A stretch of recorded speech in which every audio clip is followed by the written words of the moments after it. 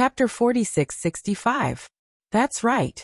Taoist Master Xiao didn't set up this blood steel to provoke us Confucian cultivators. It's a steel of justice for the human race. Beigua Zhenming nodded. Taoist Master Xiao wanted to let the Jiang family and the Copper Pillar State know that even if the Taoist sect declined, justice still exists. If Confucian cultivators ignore justice, they will also decline. Oh, Senior Beigua. Hearing this, Kong Feng nodded his head, but Kong Jie couldn't help but ask, why are there so many cracks on this blood steel? It doesn't look like a complete steel. Yes, this blood steel is no longer the blood steel that Taoist Master Xiao used to set up the Taoist sect. Beigua Zhenming explained. Ever since Taoist Master Xiao left the Copper Pillar State, this blood steel became more and more famous. Many immortals came to check it out, but many of them took it as a joke and left. Some of them were unhappy, but after hearing about Dao Shan, they didn't make things difficult for this blood steel. However, there are still some immortals who don't like this blood steel, and don't care about Taoist Master Zhao's reputation. They want to destroy this blood steel. Usually, I will persuade and stop them. If I can't stop them, I can only let them do it. After that, I will restore this blood steel. Of course, ever since Taoist Master Xiao planted good seeds in the Godfiend blood pool, the sage of literature also spread the word. Therefore, fewer immortals came to the Seven Suns Temple to make things difficult for this blood steel. Beigua Zhenming said with a smile. I also have more free time to teach students how to recite. Just as Beigua Zhenming was talking to the two constables, the sound of a child reciting could be heard from the side of the Seven Suns Temple. Senior Beigua. Kong Feng was puzzled. I have a question to ask you. Oh, please ask. Beigua Zhenming replied with a smile. This. Kong Feng hesitated for a moment and asked embarrassedly. I don't understand. Senior, you are a Confucian cultivator and have fought with Taoist Master Xiao. Moreover, you are not from the Jiang family. Why are you guarding the Seven Suns Temple? Why? Are you restoring the blood steel? Haha, you are not the only one asking about this. Beigua Zhenming laughed. You don't have to be embarrassed. This old man is not a person who fishes for fame, nor have I ever thought of relying on this matter to become famous.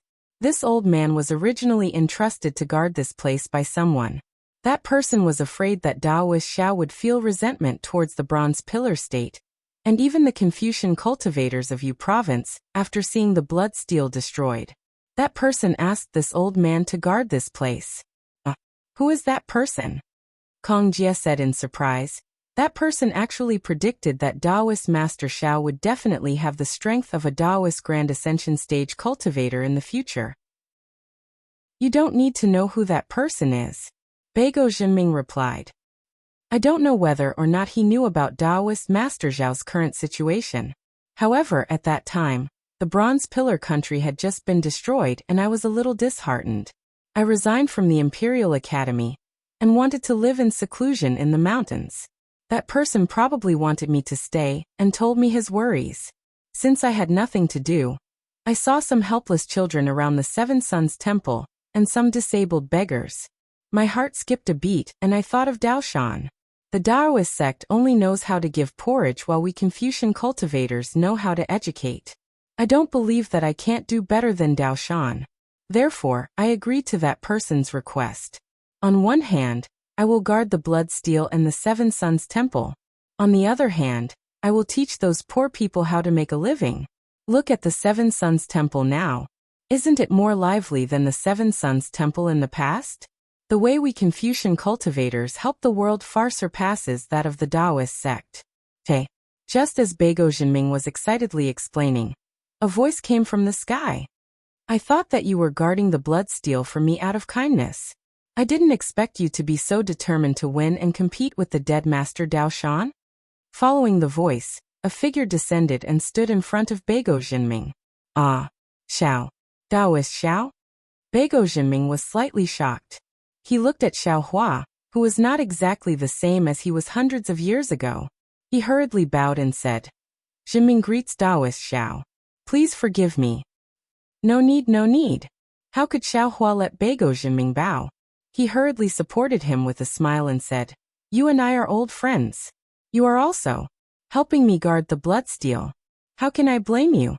Kong Jie and Kong Feng did not dare to be negligent. They hurriedly bowed and saluted. However, there was a trace of fear in their eyes. After the two finished saluting, Xiaohua helped them up and said with a smile, I have already seen the situation of the two of you arresting the 3 Taoist sect cultivators.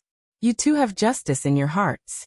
Although the crimes committed by the 3 of them were not within the scope of your duties, you two still pursued them. I am deeply gratified.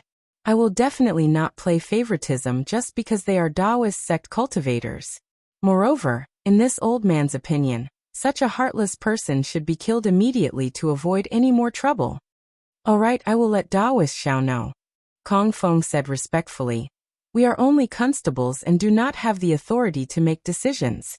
This matter can only be handed over to the Yamen for trial before being executed. Forget it, forget it. This is the matter of you Confucian cultivators. I do not care. Xiaohua waved his hand and said with a smile. Then he raised his hand and a large hand-light image fell on the blood steel. Chua. The blood steel was easily pulled out by the large hand. Senior, this is. Kong Jie was slightly bewildered and hurriedly asked. Xiaohua looked at the cracks on the blood steel and the words on it and said, the Taoist sect in the world has already declined. Today the hidden immortal sect opens. With me, Xiaohua, in the world, who dares to let their disciples be bullied? After saying that, Xiaohua looked at Beigo Jinming and said with a bit of self-mockery, thinking back, I was really arrogant. I actually wanted to fight against the entire Confucian sect with the strength of a 5th-grade origin energy. Today, I am standing at the peak of the 3 continents.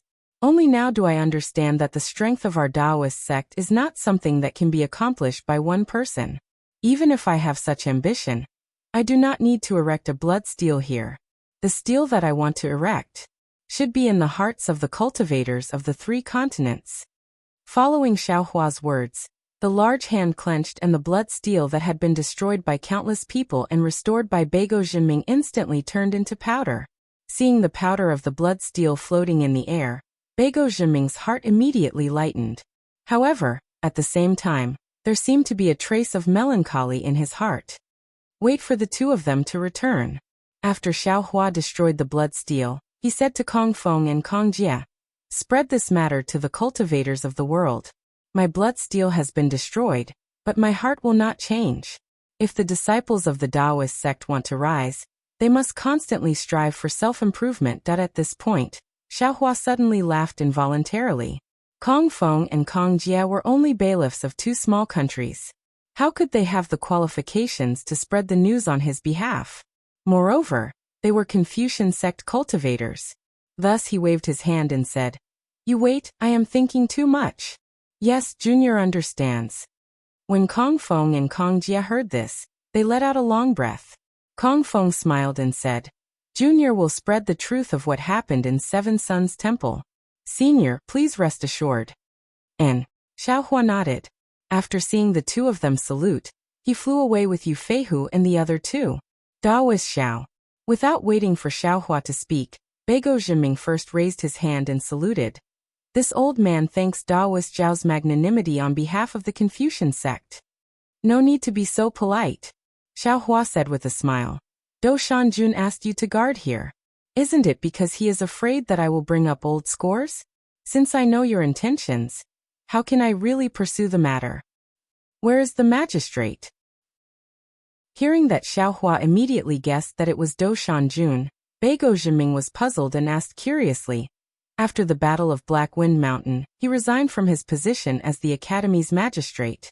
After that, he hurriedly came back and told this old man about this matter. I have not seen him in the past few hundred years. The magistrate is a hidden expert. Xiaohua naturally would not tell the truth. He only vaguely said, he has already returned to the place he should return to. Oh, that's good, that's good. Beigo Jinming nodded and said with a smile, back then, this old man felt that this person was different, which was why I made an exception and hired him. It seems like this old man's foresight is still not bad. Of course. Xiaohua echoed. The magistrate is also someone this old man admires. As he spoke, Xiaohua raised his eyes and looked at the source of the sound of reading not far away. He said thoughtfully, Taoist Beigo, your academy is a little small. How is that an academy? Beigo Zhiming replied. That's just a school to enlighten young children. At this point, Beigo Zhiming sighed again and said, back then this old man fought with Taoist Xiao and was deeply moved. When this old man gave the Imperial Academy scrolls to Taoist Xiao, this old man also revisited these scrolls. At that time, this old man suddenly realized that the true essence of Confucian cultivation is not to fight, but to help the world and educate people. Governing the world with etiquette, and enlightening the souls of people with Confucianism, is what this old man should do. Oh. Xiaohua was a little surprised as he looked at Beigo Zhiming. Although what he said was not the true five qis unification, with Beigo Zhiming's strength, it was still a commendable thing to be able to calm down and search for the true essence of Confucian cultivation. Beigo Zhiming continued. Therefore this old man had the intention to retreat after the war. After the Bronze Pillar country was destroyed, this old man completely lived in seclusion and studied here. After that, this old man also gave out porridge and clothes for a few years. However, when I saw that the child beggars did not have the ability to support themselves and giving out porridge could only treat the symptoms, I opened a school to teach the child beggars how to read and write, to learn how to support themselves. At the same time, when these child beggars grew up, they opened workshops nearby and ran businesses, taking in even more beggars and using their strength to earn money, to achieve the effect of supporting themselves. Friends who like this book, please subscribe to it at Qidian, give it a recommendation vote, bookmark it, gift it, and thank you for all forms of support. Chapter 46-66. Soon after, Beigo Zhiming recounted everything he had done in the past few years. He didn't mention anything about the Bloodsteel's destruction, or the Seven Sons Monastery's provocation.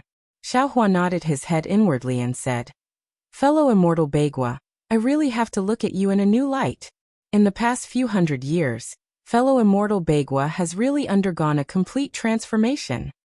There's no need for Taoists to praise me. Beigo Zhiming nodded and said, I was biased against the Taoist sects before, but after some self-reflection, I feel that the Taoist sects, the Confucian cultivators, and even the Buddhist sects are all cultivation methods of the human race. Although we have different Taoists, we can help the world together. Thus, when this old man taught my students, I always instilled such thoughts into them. I even compared the Taoist sect, Confucian sect, and Buddhist sect's thoughts. It's a pity. This old man's foundation is too weak. After cultivating for several hundred years, I'm already at the end of my rope. I'm afraid I won't be able to live for much longer. Good. Xiaohua finally understood why Suji had specially instructed him to come to the Seven Sons Monastery. He clapped his hands and said, How could Dean not know about dying at dawn and dying at night?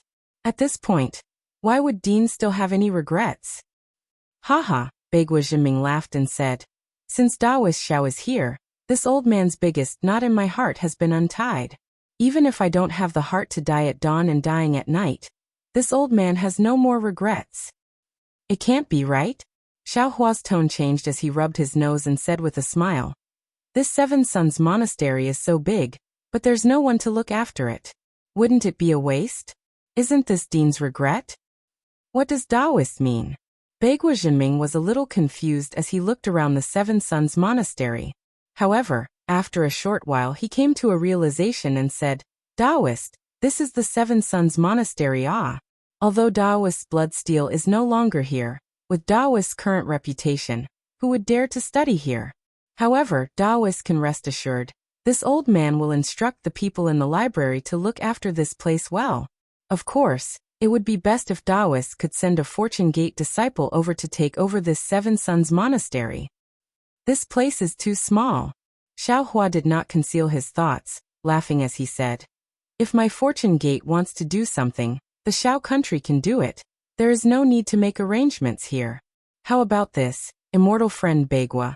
I'll leave this place to you from now on. Beigo Zhiming said with some fear, You think too highly of me, spiritual master. This old man is already old, and I'm afraid my energy is limited. It's fine. Xiao Hua raised his hand and took out a jade bottle, handing it over to Beigo Jinming and said, "This is the rejuvenation pill. After fellow immortal takes it, you'll know how powerful it is." After stuffing the rejuvenation pill into Beigo Jinming's hand, Xiao Hua looked at it again. He casually took out a large rock from the space and placed it at a corner of the Seven Suns Temple. He said, "I'll inscribe some words for fellow immortal and use them as instructions for the school. I believe that even if Dao sect cultivators come, they won't make things difficult for fellow immortal." This. Beigo Jinming looked at the rejuvenation pill in his hand, still unable to make a decision. Xiao Hua did not make things difficult for him and said, "This is just an idea of mine. I can't bear to let the Seven Suns Temple be abandoned, and I can't bear to let the Yu province's child beggars have no books to read and no skills to survive. That's why I suggested this. Fellow immortal, you can think about it. If you feel that it's inappropriate, you can forget about it." After he finished speaking, Xiao Hua activated his divine ability and raised his hand. Several golden lights fell on the huge rock, and after a series of light crackling sounds, several large characters were revealed on the huge rock. At the top it said, "For Beigo Jinming." At the bottom it said, "Fortune Gates Xiao Hua." In the middle it said, "Unity, Tension, Seriousness, Liveliness." Spiritual Master. Beigo Jinming was stunned and said in shock, What does this mean?" "Ah." Xiao Hua's figure soared into the sky as he laughed. "This is Su. Professor Su's school's motto when he was young. It's written here to commemorate him." This old man respectfully sends Spiritual Master Xiao off. Seeing Xiao Hua fly away, Beigo Jinming did not dare to delay. He stood in the Seven Suns Temple and respectfully sent Xiao Hua off. When Xiao Hua flew out of sight, a bitter smile appeared on his face. He looked at the words on the huge rock and shook his head. This old man took a lot of effort to get rid of this burden. I don't want to get into trouble again." However, when he turned around, he hesitated for a moment and looked in the direction of the school. He rubbed his chin and said, "A few days ago, Chu Chong said that there were 10 child beggars in the solitary leaf country who had nowhere to go. If they could come to the Seven Suns Temple, it would be a good choice. Forget it, this old man should take this rejuvenation pill and see what kind of effects it has." Immediately, Beigo Jinming sat on the ground and opened the jade bottle. He placed the rejuvenation pill refined by the lightning immortal into his mouth. That when Xiao Hua flew out of the Seven Suns Temple, he felt relieved. He did not expect that the blood steel in the Seven Suns Temple would become a refuge for Taoist cultivators. If these Taoist cultivators were honest and upright, Xiao Hua would not mind leaving the blood steel behind. However, after looking at Yu Feihu, Xiao Hua knew that these Taoist cultivators would only come here to pay their respects. They would definitely not beg for protection. Moreover, the blood steel was just like Grandmaster Dao Shan's charity in the past. Although it could be seen as a good deed, it could not give people the ability to be self-sufficient. In the end, it would still be a declining Taoist sect. Moreover, the blood steel was not enough to support the Taoist sect's rise. It needed tens of thousands of Taoist cultivators like Xiao Hua to stand out. Instead of leaving the blood steel as a burden to Beigo Jinming, it was better to leave the blood steel in the hearts of the cultivators of the 3 continents. It's exactly as Xian said. Xiao Hua's figure stopped in midair. He was about to take out the immortal emperor's decree when he thought to himself, "The rise of Taoism can't be achieved by just relying on this Xiao and the Fortune Gate. Moreover, the current Grand Mist ancestor seems to be unreliable. This Xiao has to make more preparations before ascending. Before Xiao Hua could take out the immortal emperor's edict, a familiar gaze swept over from afar. Xiao Hua stopped in confusion and looked in the direction where the gaze came from. Not long after, Xian's graceful figure arrived on the clouds. Moreover, wasn't the person beside Xian the Bian? Xian. When Xiao Hua saw Xian, he asked curiously, "Why are you here?" Xian covered her mouth and giggled. "I am afraid that you will kill all the Confucian cultivators in the Jade Rock Nation in a fit of anger. I specially came to persuade you." Xiao Hua rolled his eyes and replied, "Do you think I am the Grand Mist ancestor? Killing people for no reason?"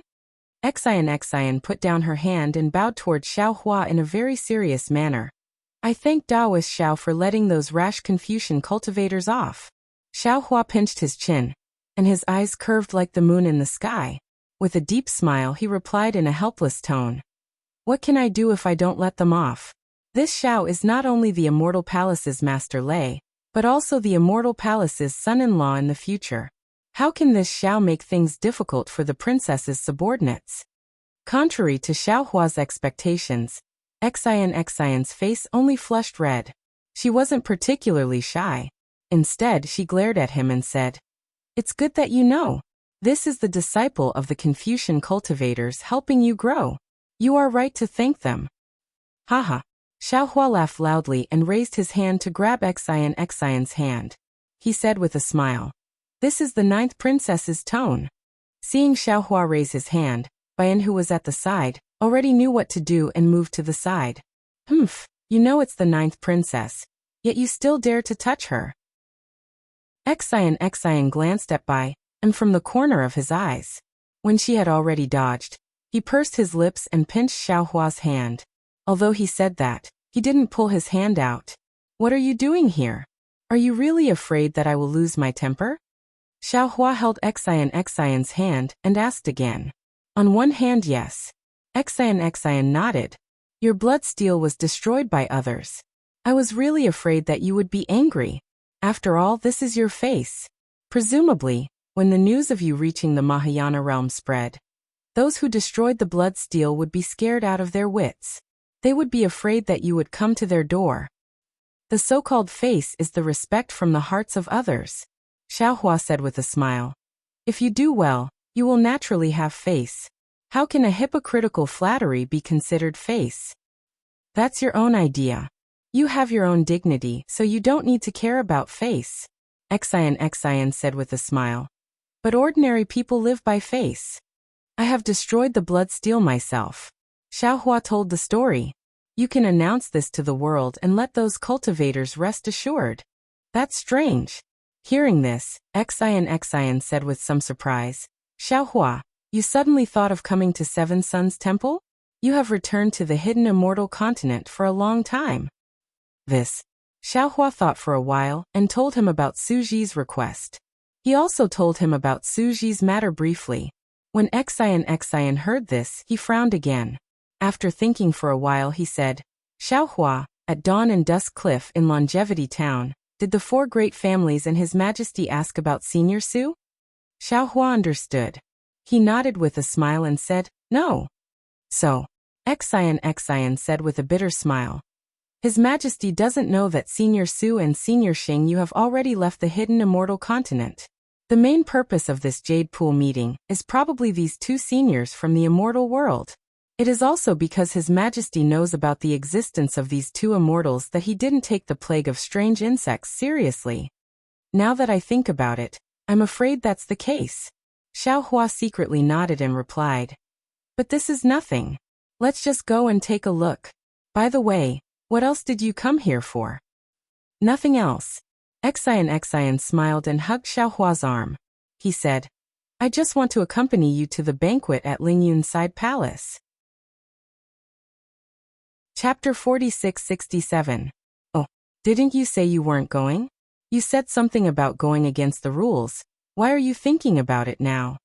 Xiao Hua was very surprised, but after a moment he slapped his forehead and said, I understand. I'm afraid Empress Dowager missed you and issued an imperial decree? Hee, Xiao Hua is indeed smart. Xian's other white finger tapped Xiao Hua's forehead and laughed. That's great, Xiao Hua said with a smile. With you accompanying me, I won't be afraid of getting lost. That's true. Hearing this, Xian also looked at Xiao Hua strangely. I've never seen a supreme being cultivator who could lose himself. You didn't before, but you do now. Xiao Hua replied with a smile, then turned around and asked Bayan, when did you return? Xiao Hua's question was extremely meaningless. Rather than saying it was a question, it was better to say it was to cover up the awkwardness of him and Xian being spied on by others. Bayan naturally didn't dare to be negligent. He hurriedly flew over and said, reporting to Sect Master, Disciple just returned and was kowtowing to Her Highness when Empress Dowager issued an imperial decree. Disciple originally didn't want to come, but Her Highness said Disciple had meritorious service. And Empress Dowager's imperial decree also mentioned Disciple, allowing Disciple to follow to Lingyun's side palace. All right, then come with us. Xiaohua smiled and nodded. Then the two sweetly urged their figures and rushed into the 9 heavens. By and followed closely behind, flying towards the earth fire wind lightning. After flying for half an hour, astral winds appeared high in the sky. Xian stopped and pulled her arm out of Xiaohua's and said with a smile, Xiaohua, Lingyun's side palace isn't within the immortal palace.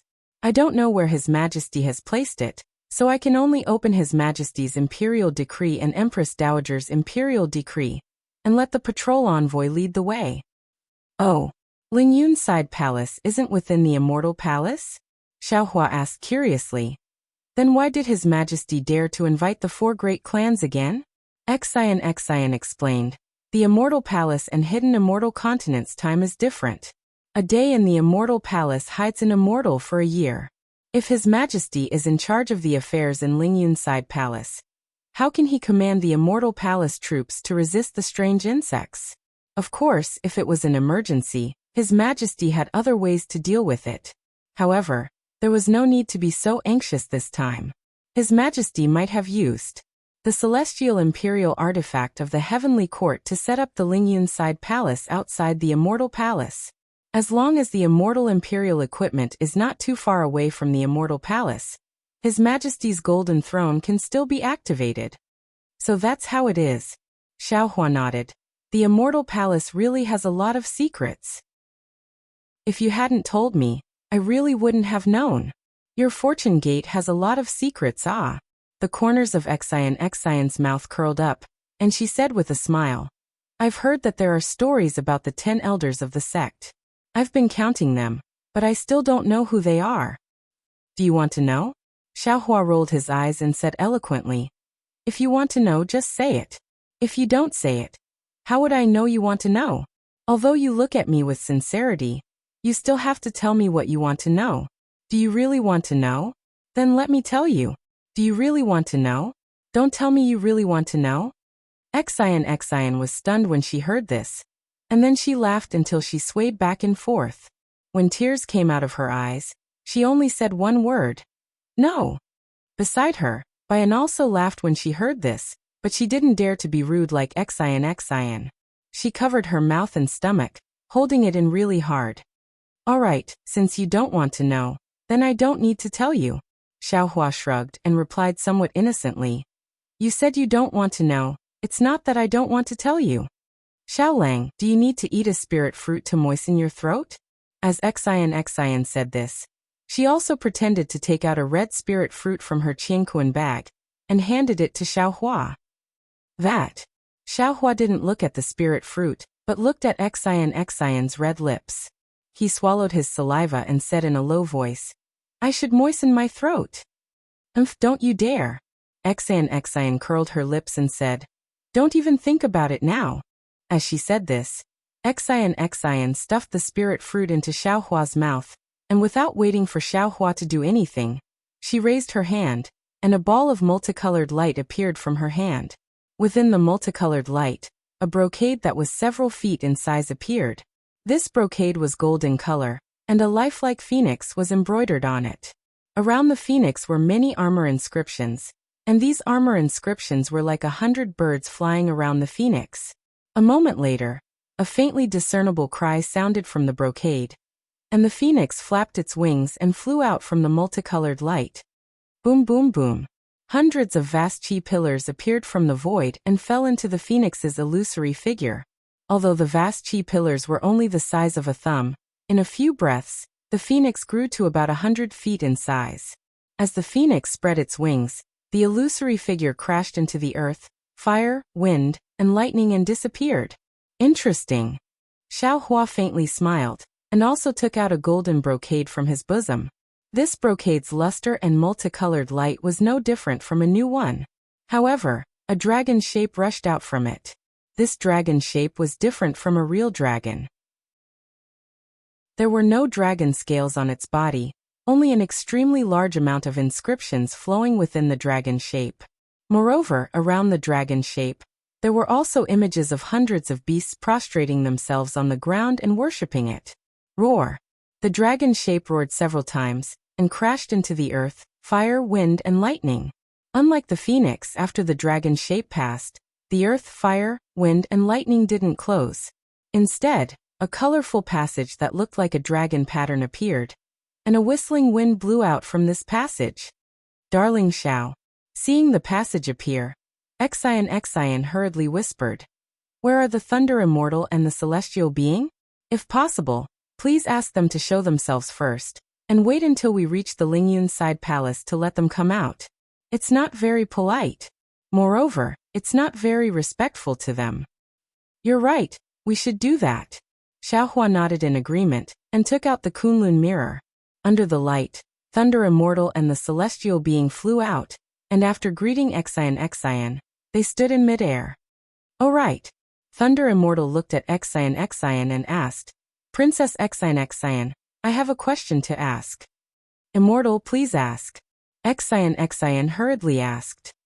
"Is the Jade Pool in the Lingyun side palace?" Thunder Immortal asked. "I know that we are going to the Lingyun side palace, but I didn't know that we have to participate in the Jade Pool gathering, so I asked." "Oh, it's like this." Xian smiled and explained. "The Jade Pool is different from the Jade Mountain. The Jade Pool is an immortal imperial equipment of Empress Dowager, and after it is activated, it will reveal a strange realm of the heavenly court. The scenery in this strange realm is extremely beautiful, and rarely seen in the world. Therefore, if there is an important banquet that requires Empress Dowager to appear, Empress Dowager will use the Jade Pool to entertain guests." As time passed, it became known as the Jade Pool Gathering. His Majesty is currently in the Lingyun side palace, so as long as Empress Dowager shows the Jade Pool in the Lingyun side palace, wouldn't it be the Jade Pool Gathering? "Oh, I see." The Celestial Being curled his lips and shouted, "Isn't this the so-called inviting the monarch into a trap?" His Majesty and Empress Dowager are the leaders of Confucian cultivators, so they definitely wouldn't do this. Xian pursed her lips and smiled. In just a few minutes, the sound of gongs and drums came from the passageway, and then a group of immortal soldiers and immortal generals flew out from the passageway. After flying out, they didn't go forward, but lined up in front of the passageway, and the one who flew out behind them was actually Taibai Jinxing. Xian had already pulled her hand out of Xiaohua's palm, and now seeing Taibai Jinxing fly out, she was slightly surprised. After she whispered a few words to Xiaohua, Taibai Jinxing had already flown to Xiaohua. Taibai Jinxing swung his horsetail whisk, cupped his hands and saluted. "Greetings, Master Xiaolei." "Greetings, Thunderbolt Immortal and Senior Celestial Being." Xiaohua and the others didn't dare to be negligent, and hurriedly went forward to return the salute. After exchanging a few pleasantries, Taibai Jinxing raised his head with a smile, and looked at Xian, but he didn't go forward. Instead, he said, "Earlier I left in a hurry at Longevity Town, so I didn't have time to congratulate the 9th princess. Today, I have the important task of welcoming Master Xiaolei, so it's inconvenient for me to greet you. When the 9th princess's big day comes, I'll prepare a big gift to congratulate the 9th princess." "Lord Taibai Jinxing, you're too polite." Xian replied with a smile. "You're an important minister of the Immortal Palace, so there's no need for formalities. When the time comes, you'll just have to be there to congratulate me." Boom boom. While the two were talking, the earth, fire, wind, and thunder palace to their left let out another roaring sound. A cloud flew down like a waterfall, and a flying phoenix palanquin surrounded by dozens of women in palace attire flew out from the cloud. Seeing the flying phoenix palanquin appear, Xian and Bai An's eyes were filled with surprise, and they looked at each other. "Greetings, 9th princess." The dozens of women flew in front of Xian, and all of them knelt on the cloud, and said in unison. Xian waved her hand, and said indifferently, "You may rise." "Yes, Your Highness." The group of women stood up, and shouted again. "Your Highness, please get on the palanquin." "All right." Xian nodded thoughtfully, and then said to Xiaohua, Xiaohua, I'll take my leave first. See you at the Lingyun side palace. Farewell, ninth princess. Xiaohua said with a smile and cupped his hands. You may rise. Xian covered her mouth and smiled, and her figure landed on the flying phoenix palanquin. And also hurriedly flew to the side of the flying phoenix palanquin. A group of palace maids lifted the palanquin, and the cloud under their feet flew backward into the earth, fire, wind, and thunder palace. The immortal soldiers and immortal generals at the side also bowed, and there was no lack of etiquette. After Xian and the others disappeared into the earth, fire, wind, and thunder palace, Taibai Jingxing said with a smile, Master Shaolei, please don't blame us. This is the etiquette of our Confucian cultivators. With the ninth princess here, we need to send her back to the palace first. Don't blame us, don't blame us. Xiaohua saw that Xian was valued by the immortal palace, so how could he blame her? And replied with a wave of his hand. After waiting for a while, Taibai Jingxing waved his horsetail whisk, and shouted, Bring the immortal palace's heavenly horses over. Yes, my lord. The group of immortal soldiers replied, and brought over 3 heavenly horses from not far away. The heavenly horses were more than 100 feet long, and their bodies emitted a milky white brilliance. Within the brilliance, countless strands of noble qi condensed into the shape of strips and danced like little snakes. Under the heavenly horses, lily-like clouds quietly bloomed as the horses' hooves landed. When the 3 heavenly horses flew in front of Xiaohua and the others, Taibai Jingxing raised his hand with a smile, and said, Master Shaolei, Thunder Immortal, immortal friend heavenly man please. Thank you, immortal friend. Xiaohua knew that this was the immortal palace's etiquette, and no longer modestly declined. He raised his hand to signal, and floated onto a heavenly horse. Soon after, Thunder Immortal and Heavenly Man also each landed on a heavenly horse. Returned to the Lingyun side palace. Taibai Jingxing stepped on a cloud, and flew to the side of Xiaohua and the others, and ordered, Yes, my lord. Following the group of immortal soldiers and immortal generals' reply, everyone urged their figures to enter the passage. When the last immortal soldier's figure disappeared, the entire passage slowly shrunk, and disappeared in a moment. The passage with dragon patterns seemed to be very long. Xiaohua rode on the heavenly horse, and looked at the layers of earth, fire, wind, and lightning rushing behind him like flowing water, and couldn't help but be somewhat stunned. After a full meal's worth of time, layers of multicolored light appeared in front of the passage, and it was obvious that they had already reached the end. Xiaohua looked at Taibai Jingxing, and said in a low voice, Immortal friend, previously when I took out His Majesty's imperial edict, it seemed that in less than half a cup of tea's time, immortal friend appeared. Could it be that immortal friend didn't come from the Lingyun side palace? Taibai Jingxing said with a smile, Of course. Master Xiaohua is the distinguished guest of this Jade Pool meeting. This old man has already been waiting in the nearby earth, fire, wind, and lightning. I'll have to trouble you, immortal friend. Xiaohua somewhat bitterly smiled and cupped his hands. It's nothing. This old man's mission this time is to invite Master Xiaohua to the Lingyun side palace. Waiting for a moment is really nothing. Taibai Jingxing didn't hide his attitude and reminded, I only hope that Master Xiaohua can place the stability of the world as the most important thing, and make a good choice. And rest assured, immortal friend. Xiaohua understood Taibai Jingxing's meaning, and replied, Perhaps His Majesty is wrong in many ways, but if he thinks about the common people of the world, this Xiao won't oppose him. Then this old man can rest assured. Taibai Jingxing smiled and nodded. As the heavenly horse flew out of the passage, Xiaohua's eyes unconsciously lit up. He saw that this was a huge space, and when he scanned it with his divine sense, he actually couldn't see the end of it. The entire space was surrounded by a starry sky, and in the center of the space, there was a huge palace towering majestically.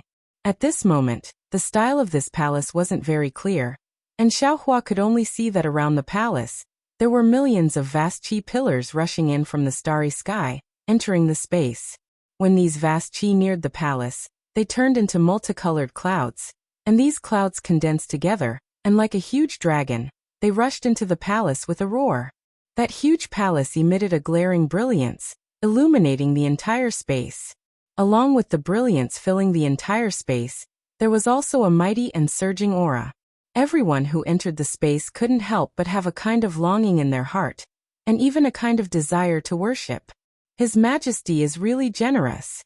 Xiaohua looked at the palace, then retracted his gaze, and said to Taibai Jinxing. Taibai Jinxing slightly smiled and replied, "This Jade Pool meeting is the gathering of the supreme experts of the 3 continents. Thunder Temple, Great Sage Hall, and Dragon Island are all present. How could His Majesty be negligent?" "Oh, Dragon Island is also coming to the Dragon Clan? Is it the Great Elder, or the Second Elder?" Xiaohua asked with a little surprise. Taibai Jinxing thought for a moment then replied, "This old man doesn't dare to make wild guesses. Previously, the Great Elder came, and the Second Elder also came."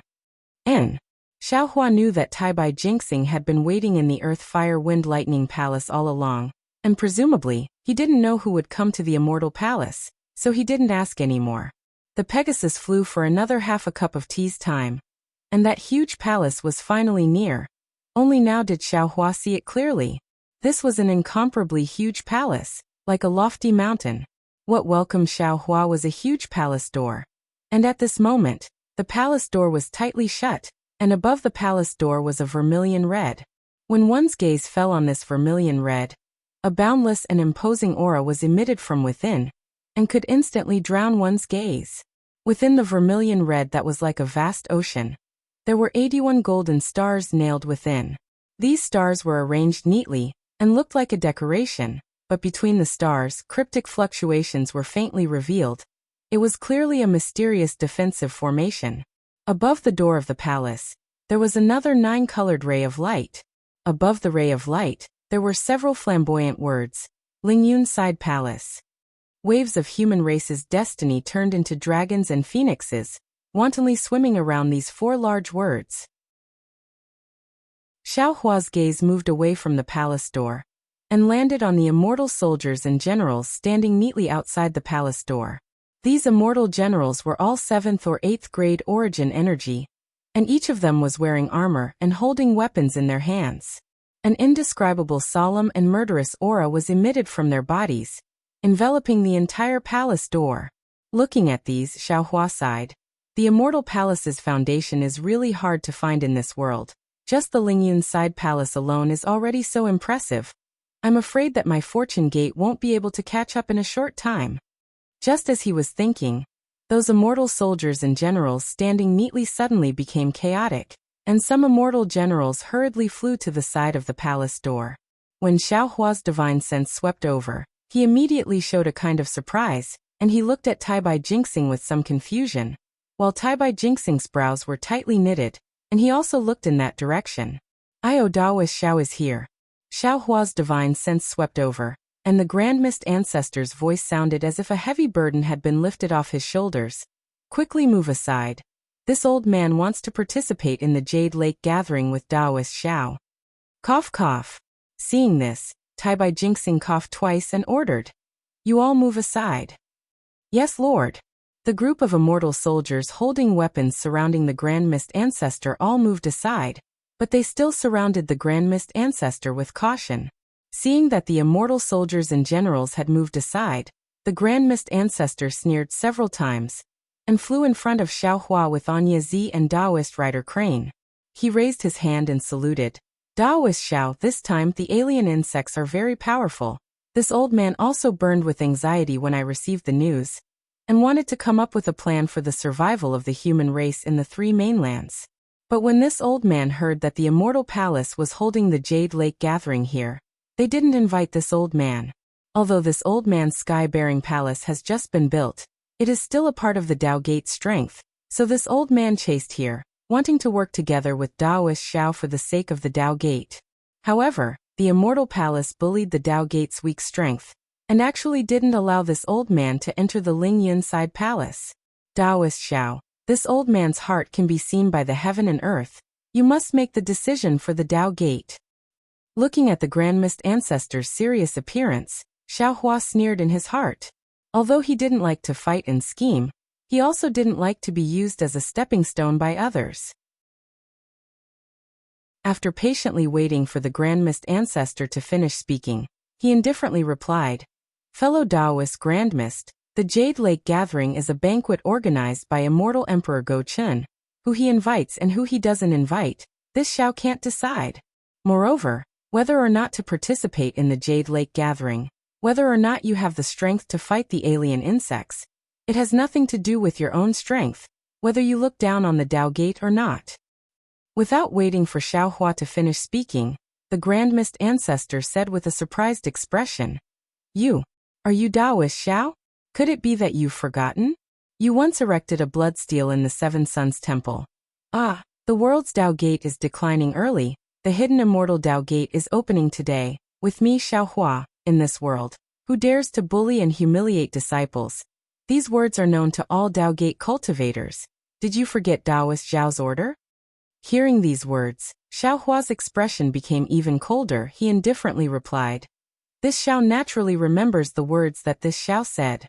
However, this Xiao has already destroyed the blood stele.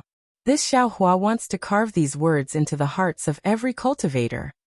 The Grand Mist ancestor was truly shocked. He didn't expect Xiao Hua to actually destroy the blood stele. He was speechless for a moment. At this time, Xiao Hua opened his mouth again. "However, since you said that you're a Tao Gate cultivator, this Xiao will ask for you." Finished speaking, Xiao Hua turned his head and asked Tai Bai Jinxing, "Fellow Taoist, I wonder if His Majesty has any special criteria for inviting people? After all, fellow Taoist Grand Mist is also a member of our Tao Gate. He's willing to cooperate with the Immortal Palace to fight against the strange insects. His Majesty shouldn't reject him, right?" Tai Bai Jinxing was slightly stunned. Then, as if he thought of something, a smile appeared on his face. He said, "Master Shaolei, His Majesty invited Empress to hold the Jade Pool meeting in the Lingyun Side Hall this time. It's naturally different from before. Because this time, the main focus is to fight against the strange insects, the divine ability of an ordinary cultivator, in front of the billions of strange insects, is already insignificant. Therefore, this old servant heard from His Majesty that the people invited by His Majesty not only have to be the top experts of the 3 continents, but also supreme experts. In other words, the supreme experts of various sects. The so-called supremacy of a supreme being referred to an expert who was respected by the masses. In other words, the experts of the top forces in the 3 continents and 4 seas. As for the various sects, naturally they are the Confucian cultivators, Buddhist sect, Tao Gate, Demon Race, and Dragon Race. At this point, Tai Bai Jinxing's gaze swept over the Emperor's robe on Grand Mist Ancestor's body, then landed on Grand Mist Ancestor's face, and he said with a smile, "The elders of the Dragon Island control the Dragon Island, and even the Dragon Palaces of the 3 seas have to listen to their orders. They are qualified to participate in this Jade Pool meeting. The Thunder Temple's 3 Buddhist lords control the past, present and future of the Buddhist sect, and the billions of Buddhist disciples in the Pure Land world listen to them. They are qualified to participate in this Jade Pool meeting. The Great Sage Temple's 7 great sages control the 1,000 demons' holy realm and millions of demon holy realm. No demon dares to disobey their orders. They are qualified to participate in this Jade Pool meeting. Taoist Xiao Hua, Taoist Xiao, Lightning Taoist, and Senior Celestial Being are in charge of the Fortune Gate, and their millions of disciples have shaken the 3 continents. Wherever the Iron Blood battle team passes, the 4 aristocratic families are defeated, the 1,000 demons' holy realm, and even the dragon palaces of the 4 seas have to retreat. Fellow Taoist Grand Mist, what about you? Your sky-bearing palace. Although this old man has heard of its name, I have never heard of its scale or the strength of its disciples. Even more so, I don't know what role the sky-bearing palace can play in resisting the alien insects. What qualifications do you have to participate? Although venerable realm experts can wear emperor's robes, those who can wear emperor's robes are not necessarily venerable realm experts. Tai Bai Jinxing didn't leave any face for the Grand Mist ancestor. He was very different from the Longevity Town. In Tai Bai Jinxing's eyes, rather than calling Xiao Hua the Fortune Gate Sect Master, it would be better to call him the Immortal Palace's Lightning Master. Rather than calling him the Immortal Palace's Lightning Master, It would be better to call him the Immortal Palace's son-in-law. The conversation between Xian and Xiaohua outside the Earth-Fire Wind Lightning Gate had made Taibai Jingxing feel closer to Xiaohua. The Grand Mist Ancestor's face turned ugly, but it only lasted for a moment. He looked at Xiaohua and said word by word, "Daoist Xiao, you heard Taibai Jingxing's words. He said that this old man doesn't have the qualifications to participate in the Jade Lake Gathering. This is not a reason. This is clearly an excuse. They don't dare to let this old man participate in the Jade Lake Gathering. Daoist Xiao, this old man hasn't known you for a long time, but I'm sure you've heard of this old man's name on the hidden immortal continent.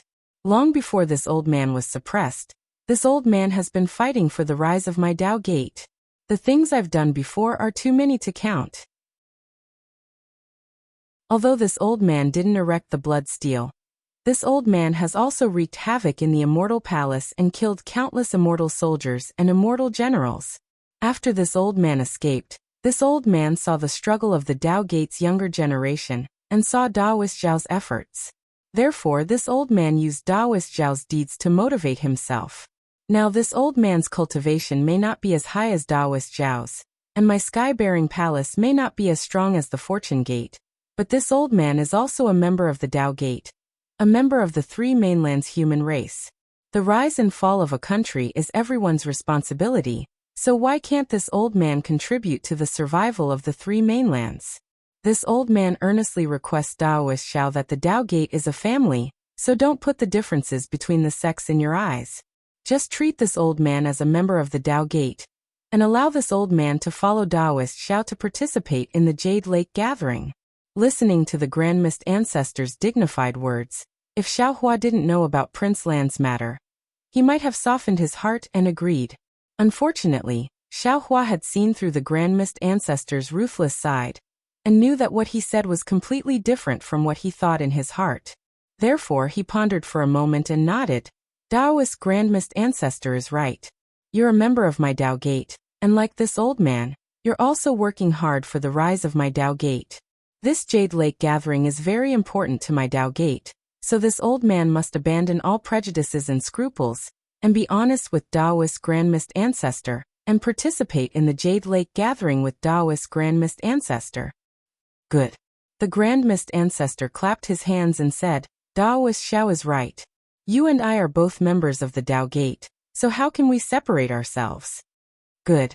Xiaohua clapped his hands and said, since Daoist Grand Mist Ancestor agrees with this old man then. Daoist Grand Mist Ancestor, please tell this old man where the Sky-Bearing Hall is, how many disciples there are in the Sky-Bearing Hall, and how many experts like Daoist Rider Crane and Inyezi there are. Don't worry, this old man will definitely not tell a single word to the Immortal Palace.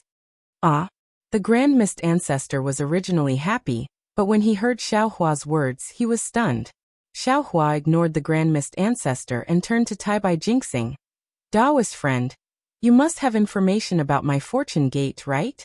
A smile appeared on Taibai Jingxing's face as he nodded and said, of course the Fortune Gate is like the sun in the sky.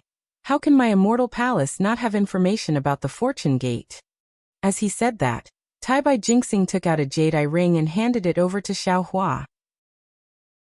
After Xiaohua received the jade-eye ring, he activated the Eye Clear technique and passed it to the Grand Mist Ancestor, saying, this is all the information about my Fortune Gate, please keep it well. The Grand Mist Ancestor was flustered and exasperated. He had Prince Lan as his spy, so he knew more than the Immortal Palace. How could he put Taibai Jingxing's jade-eye ring in his eyes? Moreover, he also knew that once he accepted this jade eyes, which was even more useless than a chicken rib, he would have to tell Xiaohua everything about the Sky-Bearing Palace Hall. Of course he could hide it, but if he hid too much, Xiaohua was not a fool. How could he believe him? Seeing that the Grand Mist Ancestor did not accept the jade-eye ring, Xiaohua raised his eyebrows and asked in confusion, what's going on? Daoist Grand Mist Ancestor, didn't you say that you wanted to be honest with me? This is information about my Fortune Gate, does Daoist friend not need it? The Grand Mist Ancestor remained silent, and Daoist Rider Crane couldn't help but ask, Daoist Xiao, what do you mean by this? Could it be that you don't trust my Sky-Bearing Hall? Shut up. Before Xiaohua could say anything, the lightning Taoist roared. Who do you think you are? Is there a place for you to speak? My sect master gave all the information about the fortune gate to your sky-bearing hall, because he doesn't trust you? First elder sect master? Not to mention Taoist Rider Crane, even Tai Bai Jinxing was stunned. Even Grand Mist Ancestor was shocked.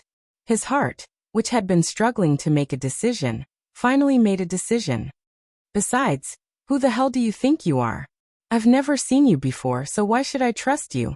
The lightning Taoist didn't give Taoist Rider Crane any face, and he sneered. If you want my fortune gate to protect you, you can join my fortune gate. Using a dog fart sky-bearing hall to fool people.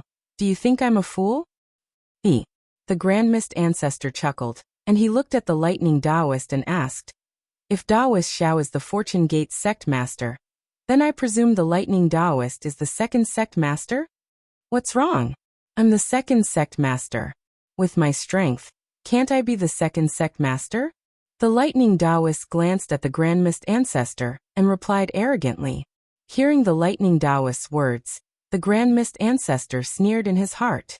He already understood why Xiaohua called himself the sect master. Wasn't he trying to unify the three mainlands? The Grand Mist Ancestor had carefully studied Xiaohua's actions, and he had come to a conclusion. Xiaohua was a rare Dao sect cultivator, but he was definitely not a qualified Dao sect leader. Not to mention that he was indecisive and didn't know how to win over people's hearts. Just the fact that he couldn't kill decisively meant that he couldn't be compared to him. The Longevity Town.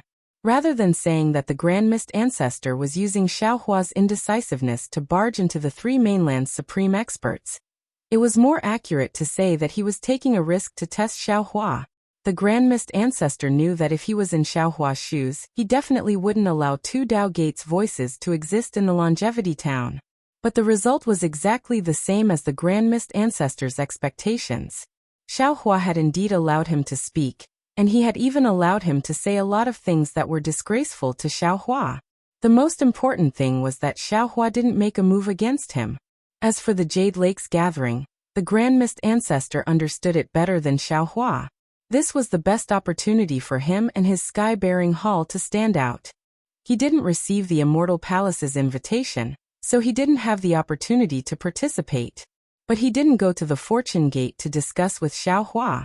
Instead, he went to the Soaring Cloudside Hall's entrance to block Xiaohua's way and force him to agree. Of course, the consequences of forcing Xiaohua to agree, as well as other possible scenarios, were already in his mind. Bringing out the sky-bearing hall's structure, disciples, and so on was also within his expectations. Now that he heard the lightning Taoist reveal that Xiaohua was the Fortune Gate's first master, the Grand Mist Ancestor felt a sense of crisis. He knew that if he couldn't enter the Jade Lake's gathering today, he wouldn't be able to occupy a position among the four superpowers. He was afraid that he wouldn't have the chance to compete with Xiaohua in the future. So, while his mind was spinning, the Grand Mist Ancestor opened his mouth again.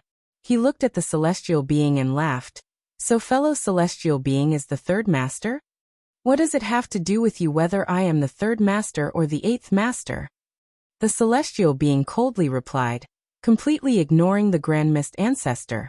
The Grand Mist Ancestor didn't take the celestial being's eighth master seriously. He laughed and received Xiaohua's jade eye. Then he took out a jade eye and handed it to Xiaohua. Taoist Xiao, this is something this old man specially prepared for Taoist. Taoist will know when he sees it. Oh, is that so? Xiaohua raised his eyebrows and laughed. People often say that a wise man submits to circumstances. Fellow Taoist Grand Mist is indeed an ambitious and ruthless person. How could the Grand Mist Ancestor not understand Xiaohua's sarcasm? However, this sarcasm was too far away from his grand plan. How could he care about it? Xiaohua took the jade eye and looked at it. His expression changed slightly, and then he looked at the Grand Mist Ancestor from head to toe. He said indifferently, "This Xiao really didn't expect fellow Taoists to have such great strength." If that's the case, can the Fortune Gate and Sky-Bearing Palace form an alliance? The Grand Mist Ancestor raised his hand and looked at Xiaohua with a smile. He had taken out his biggest trump card, and he didn't think that Xiaohua would refuse. Alliance? Who knew that Xiaohua looked at the Grand Mist Ancestor's hand in a daze and asked curiously, "You and I are both from the same sect, and we are brothers. Has fellow Taoist ever seen brothers form an alliance?" The Grand Mist Ancestor was extremely embarrassed, and he didn't know how to answer. The 3 continents are so big, and there are only 2 sects, the Fortune Gate and the Sky-bearing Palace. There is no need to form an alliance. Xiaohua laughed and said, "What this Xiao means is, since fellow Taoist wants to participate in the Jade Lake meeting, does fellow Taoist want to join under the Fortune Gate, or participate under the Sky-bearing Palace's name? If you want to use the Sky-bearing Palace's name, there is no harm in giving this Jade Eye to the Immortal Palace. Various forces are needed to resist the alien insects, and I think the Immortal Emperor will definitely want the Sky-bearing Palace to become a force and ally with the Immortal Palace to resist the foreign enemies." Fuck, who said that this Xiaohua is too honest and doesn't know how to be flexible? The Grand Mist Ancestor gritted his teeth so hard that his teeth were about to shatter. This bastard just looked at the jade pupils, and threw his words to the side. He even wants to pull this old man's sky-bearing hall to his fortune gate. His appetite is really big. Isn't he afraid of dying from overeating? This old man won't let you have your way. This old man would rather ally with the Immortal Palace than to join the Fortune Gate. At this time, the Grand Mist Ancestor seemed to have forgotten that he was the one who said to Xiaohua that all the sects under the heavens were one family. Of course, the Grand Mist Ancestor couldn't reveal his thoughts. After pondering for a while, he said in a dignified tone, "Taoist Xiao is right. The Fortune Gate already has 3 masters, and even if this old man goes to the Fortune Gate, this old man won't be able to help much. This old man's sky-bearing palace should participate in the Jade Lake meeting as an independent sect. And since fellow Taoist has made a decision, then it's easy to handle." Xiaohua smiled faintly when he saw the Grand Mist Ancestor's hand reaching into his chest, as if he was about to take out another Jade Eye. Xiaohua raised his hand and passed the Jade Eye to Tai Bai Jinxing as he said, "It's not good for this Xiao to take out the Sky-bearing Palace's Jade Eye again. Why don't you pass it to the Immortal Palace?" Seeing that Xiaohua had casually tossed the Jade Eye Pearl to Tai Bai Jinxing, as if he was tossing a blade of grass, the Grand Mist Ancestor felt even more embarrassed and angry. His hand, which was in his bosom, froze in place, feeling extremely awkward. He looked at Tai Bai Jinxing again and took the Jade Eye. His clear eyes swept over it, and he exclaimed, "What a big sky-bearing palace ah! This old man really didn't expect that fellow Taoist Grand Mist would be so generous under the eyes of my Immortal Palace. This old man has really learned a lot." Hearing Tai Bai Jinxing's exaggerated tone, how could the Grand Mist Ancestor not know that there was a hidden meaning in his words? Who knew if there would be another, but in a while? Thus, the Grand Mist Ancestor decided to endure hardships and wait for Tai Bai Jinxing's humiliation. Sure enough, Tai Bai Jinxing changed the topic and cupped his hands apologetically. "But this matter is of great importance. This old man has no authority to make a decision. I must ask for the Immortal Emperor's decree. If fellow Taoist Grand Mist is willing, can you wait here for a while?" Of course.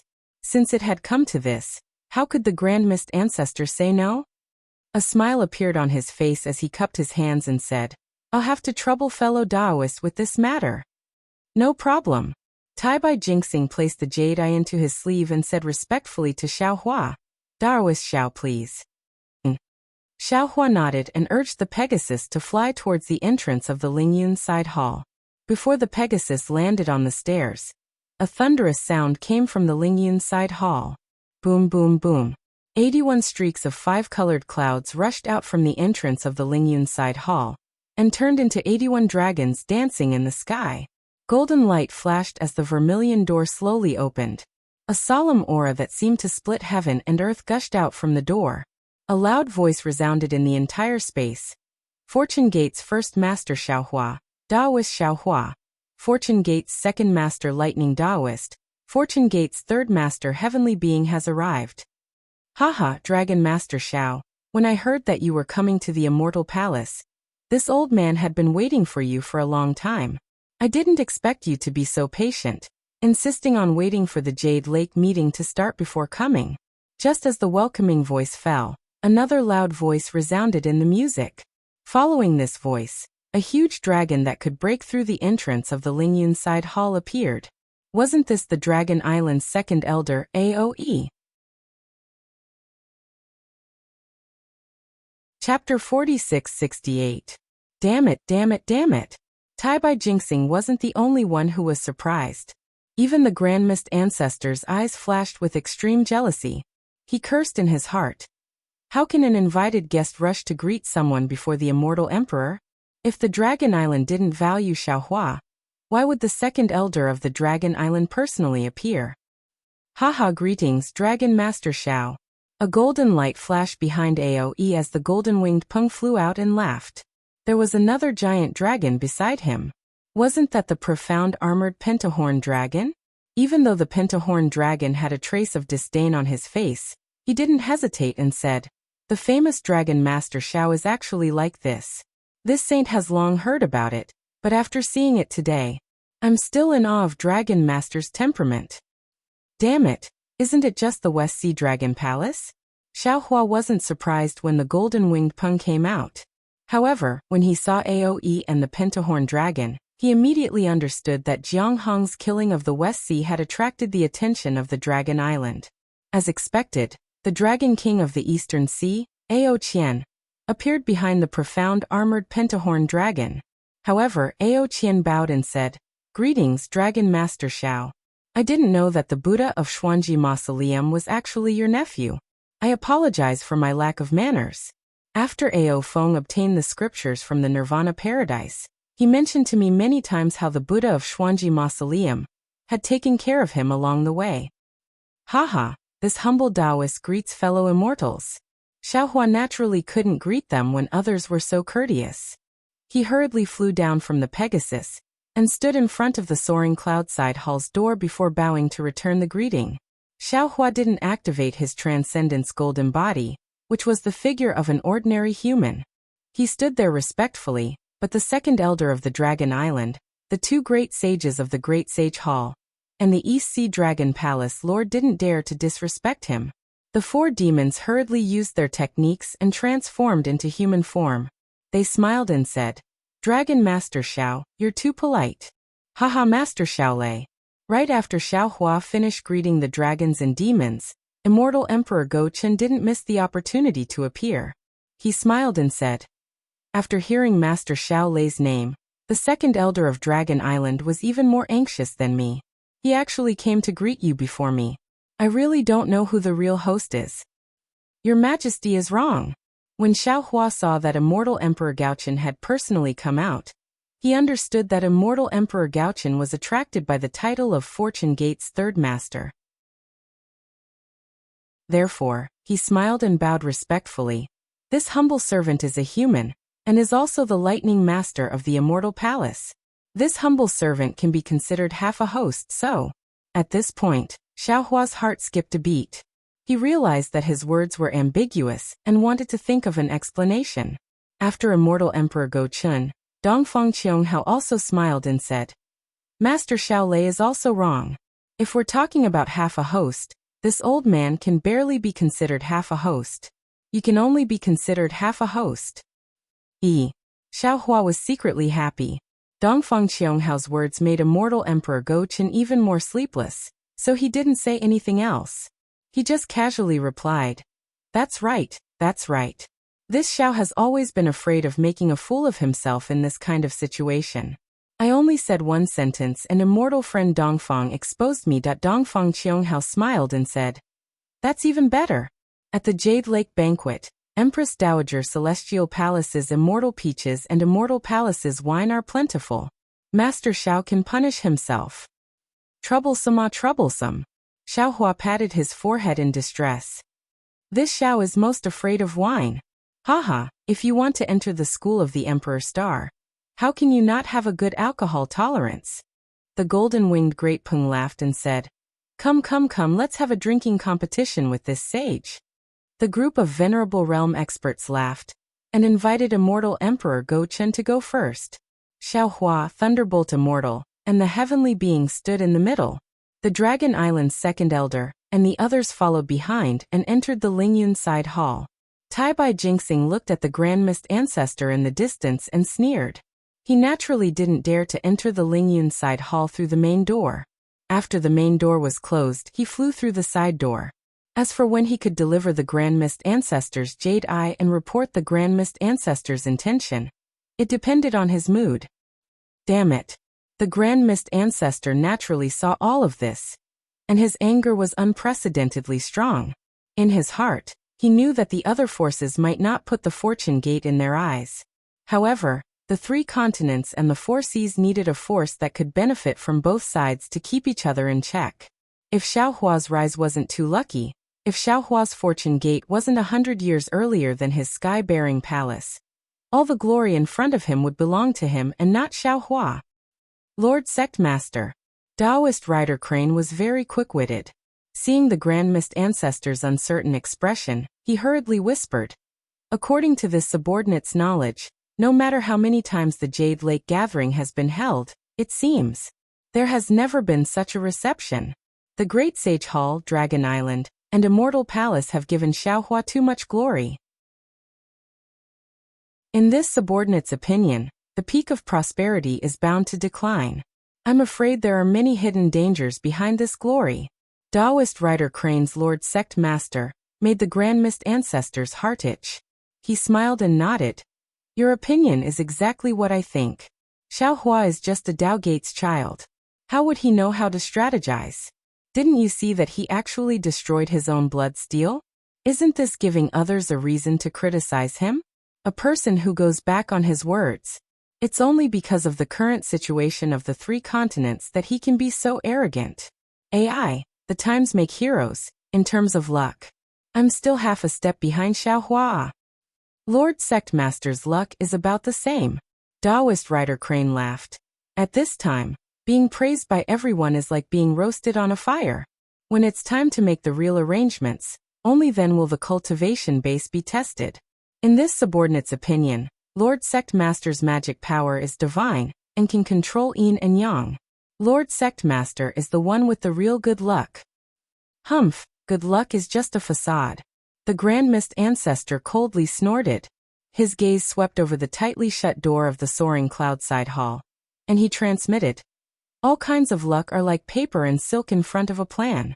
Before everything is revealed, everything is like the moon in the water. In the end, Xiaohua will know that everything he did is just to pave the way for me. Everything he has is mine. This subordinate has this confidence. Taoist Rider Crane's eyes narrowed. He also looked at the soaring cloudside hall and replied, Only Your Majesty is the master of this palace. Only Your Majesty is qualified to be the Dao Gates. Lord Sect Master. Not to mention that the Grand Mist Ancestor and Taoist Rider Crane were flattering each other in front of the soaring cloudside hall. On the other side of the soaring cloudside hall, there was a similar door. Moreover, this door was also vermilion red. However, this door was decorated with 36 golden stars. This door was also tightly shut. Moreover, there was no plaque on it. Hundreds of armored female generals stood guard in front of the door. Boom. There was a roar high in the sky, and a 5-colored spot of light was born in the starry sky. The spot of light shook the void and streaked across the sky.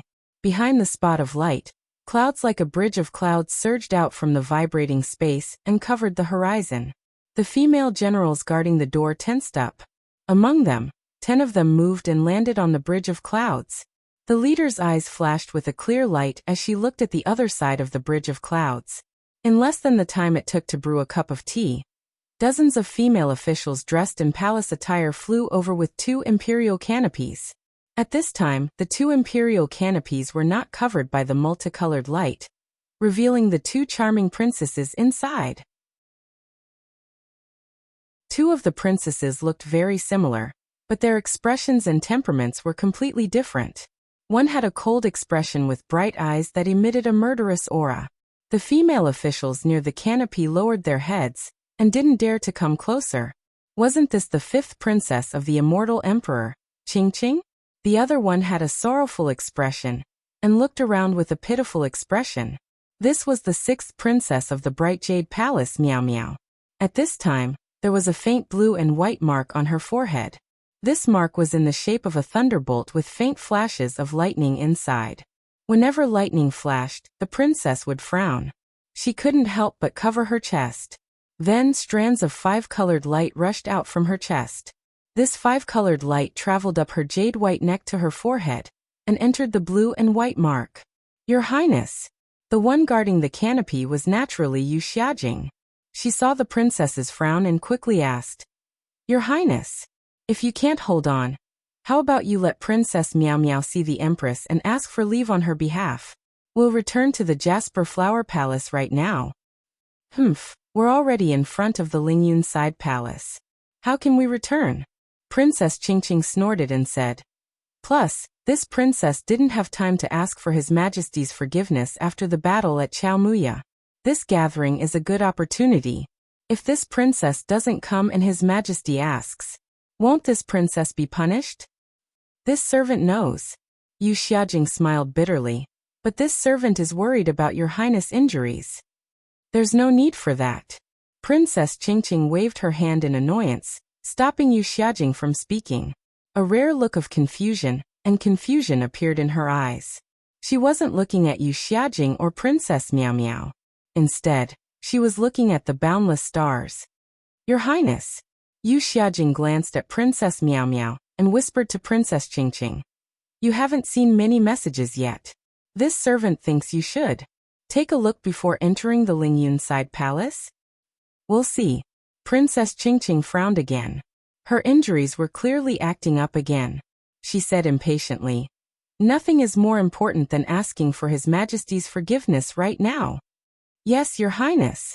Yu Xiajing opened her mouth, but stopped when she saw Princess Qingqing's pain. Big sister. Princess Meow Meow's gentle voice rang out when she saw Princess Qingqing in such a state. I heard you went to Prime Purity Palace after returning from Dawn and Dawn. Why haven't you recovered yet? Princess Qingqing's eyes flashed with shame and anger. The one who injured me is a Taoist Grand Ascension Stage cultivator. He seems to be even more powerful than the master of the Shangqing Palace. The master's medicine can only treat the symptoms, not the root of the problem. If I want to recover, I'll have to rely on my own cultivation. A Taoist Mahayana he. How could he ignore his status and bully the weak? Princess Meow Meow was shocked and patted her chest, worried for Princess Qingqing. Thank goodness you're lucky. But how long will it take for you to recover? I'm afraid. It won't be for at least 1,000 years. Princess Qingqing replied through gritted teeth. Alas, elder sister. Princess Meow Meow turned her head and looked to the left of the imperial canopy. She waved her hand to signal those female officials to stay away. Then she said in a low voice, Although I don't understand these fights and I don't like to compete, I still occasionally hear some rumors. What rumor? Princess Qingqing withdrew her thoughts and asked indifferently. Princess Meow Meow hesitated. Please don't be angry if I tell you. Tell me, I won't be angry. Princess Qingqing's face was a bit cold. It seemed she already knew what Princess Meow Meow wanted to say. Princess Meow Meow sighed, but she still said, I heard. You and Xinxin have some misunderstandings. You seem to have accidentally injured her back then. Since you're talking about Taoist Mahayana, you must be talking about Taoist Master Xiaohua, right? With his strength, how could he only injure you? Presumably this move of his was also to avenge Xian, right? You injured Xinxin and he injured you. We're even now, don't take it to heart. Princess Qingqing knew Princess Meow Meow didn't like this kind of news. It was already good that she knew something. She shook her head. It's not Xiaohua, it's another cultivator. Another cultivator? Could it be the Grand Mist Ancestor? Princess Meow Meow was shocked. The Grand Mist Ancestor's cultivation is nothing. He's not even worthy of carrying his shoes. Princess Qingqing said casually, but there was a hint of arrogance in her words. She was shocked and hurriedly looked at Princess Meow Meow. Princess Meow Meow was also shocked and turned to look at Princess Qingqing. Their gazes met, and they turned back at the same time as if they were electrocuted. It was absolutely strange. After a few breaths of silence, the two of them spoke at the same time. Sister, who is that person? Meow Meow, is there any important news recently? Princess Meow Meow didn't say anything. She lowered her head slightly and smiled faintly. Princess Ching Ching's cheeks were burning, and her eyes were a little messy. Sister.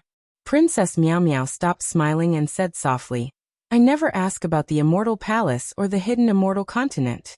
How would I know any important news? And forget it if you don't know. Princess Ching Ching said perfunctorily.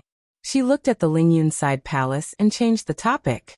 Sister, I remember that it's only been a few days since the Jade Lake Gathering.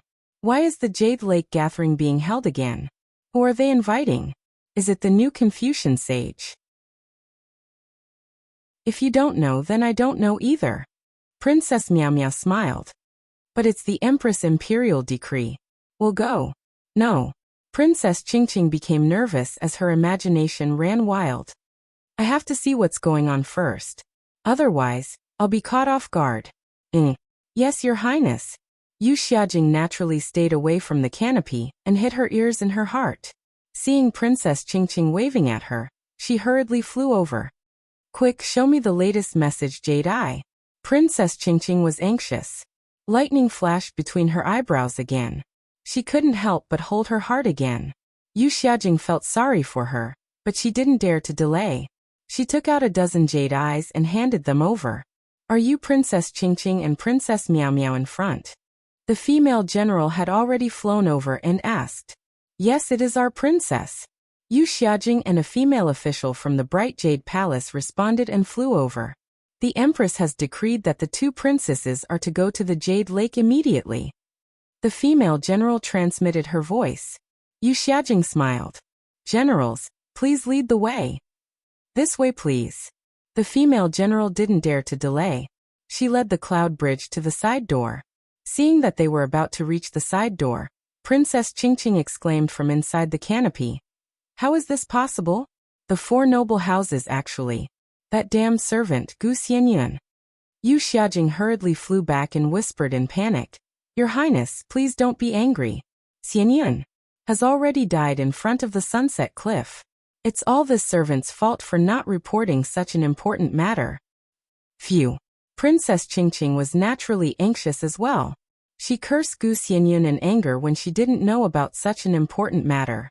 Seeing Yu Xiaojing so flustered, she couldn't help but feel annoyed. She sighed and said, Fine. It's not your fault. I didn't return to the Jasper Flower Palace and received the Empress decree as soon as I returned. At this moment, a rumbling sound came from the night sky not far away. Hundreds of pillars of Aoran Chi descended from the starry sky. Within the pillars of Aoran Chi, clouds poured down like a waterfall. When the Aoran Chi fell into the clouds, it immediately emitted a brilliant light. What was special was that within the clouds, a flying phoenix palanquin flew over.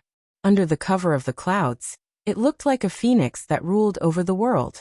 An overwhelming majestic aura instantly covered the surrounding space. On the left side of the flying phoenix palanquin, the silhouettes of the dozens of women in palace robes became somewhat blurry. Is that the Empress flying phoenix palanquin? Princess Ching Ching and Princess Meow Meow were surprised. Is the Empress not in the Jade Lake? The Empress is in the Jade Lake. The female general at the front replied. The Empress decree flew in from outer space and the Empress sent the flying phoenix palanquin to receive it. I'm afraid it's an honored guest invited by the Empress. Oh. Princess Ching Ching was surprised. She rolled her eyes and smiled. How many people in the world are worthy of the Empress sending the flying phoenix palanquin? Could it be the concubines of the four great clans? However, the four great clans just offended the Immortal Palace. Their concubines are close to the Empress, but they won't come to the Jade Lake. If it's not the four great clans, then it's the concubines of Gongshu, Duanmu, Kong, and Meng? Princess Meow Meow was also confused. But they don't seem to be qualified to sit in the flying phoenix palanquin. That's strange. Princess Ching Ching shook her head and said, I can't think of anyone who can sit in the flying phoenix palanquin. Maybe it's the Dragon Queen of the Dragon Palace of the Four Seas? Princess Meow Meow asked again. The Dragon Empress of the Dragon Palace of the Four Seas has never come to the Immortal Palace. Princess Ching Ching shook her head and said, Moreover, the dragon race is different from us humans. Their Dragon Empress is just a title. It's far from the status of the concubines of the 100 schools of thought. Forget it, sister. We don't need to guess. Princess Meow Meow said with a smile. We have to kneel when the flying phoenix palanquin appears. Won't we know when the honored guest comes out? Kneel. Princess Ching Ching's eyes flashed with pride. One day, I will sit in the flying phoenix palanquin and make that slut kneel. Princess Ching Ching's voice wasn't loud, but Princess Meow Meow heard it clearly. She naturally knew who the slut was. She could only sigh and walk out of the imperial canopy. She walked to the side of the cloud bridge with Princess Ching Ching and prepared to welcome the flying phoenix palanquin. The clouds were like a bridge. The palanquin above the clouds was like a phoenix that spread its wings and landed in front of the palace gate. Princess Ching Ching and Princess Meow Meow had already flown to the palace gate from the side door when the palanquin approached. When the clouds converged, the flying phoenix palanquin stopped in midair. The clouds turned into a huge illusion of a phoenix and rushed through the red door. Behind the illusion, a woman in palace attire walked out of the palanquin.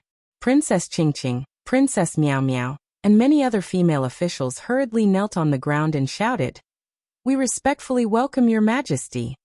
As the phoenix illusion landed on the crimson door, the 36 stars flashed at the same time. Boom boom. The crimson door next to everyone slowly opened. The phoenix illusion landed inside the door and set off a complete brilliance. Many female officials flew out from the radiance and knelt on the ground while shouting, We respectfully welcome your majesty. Io, sister, get up, get up.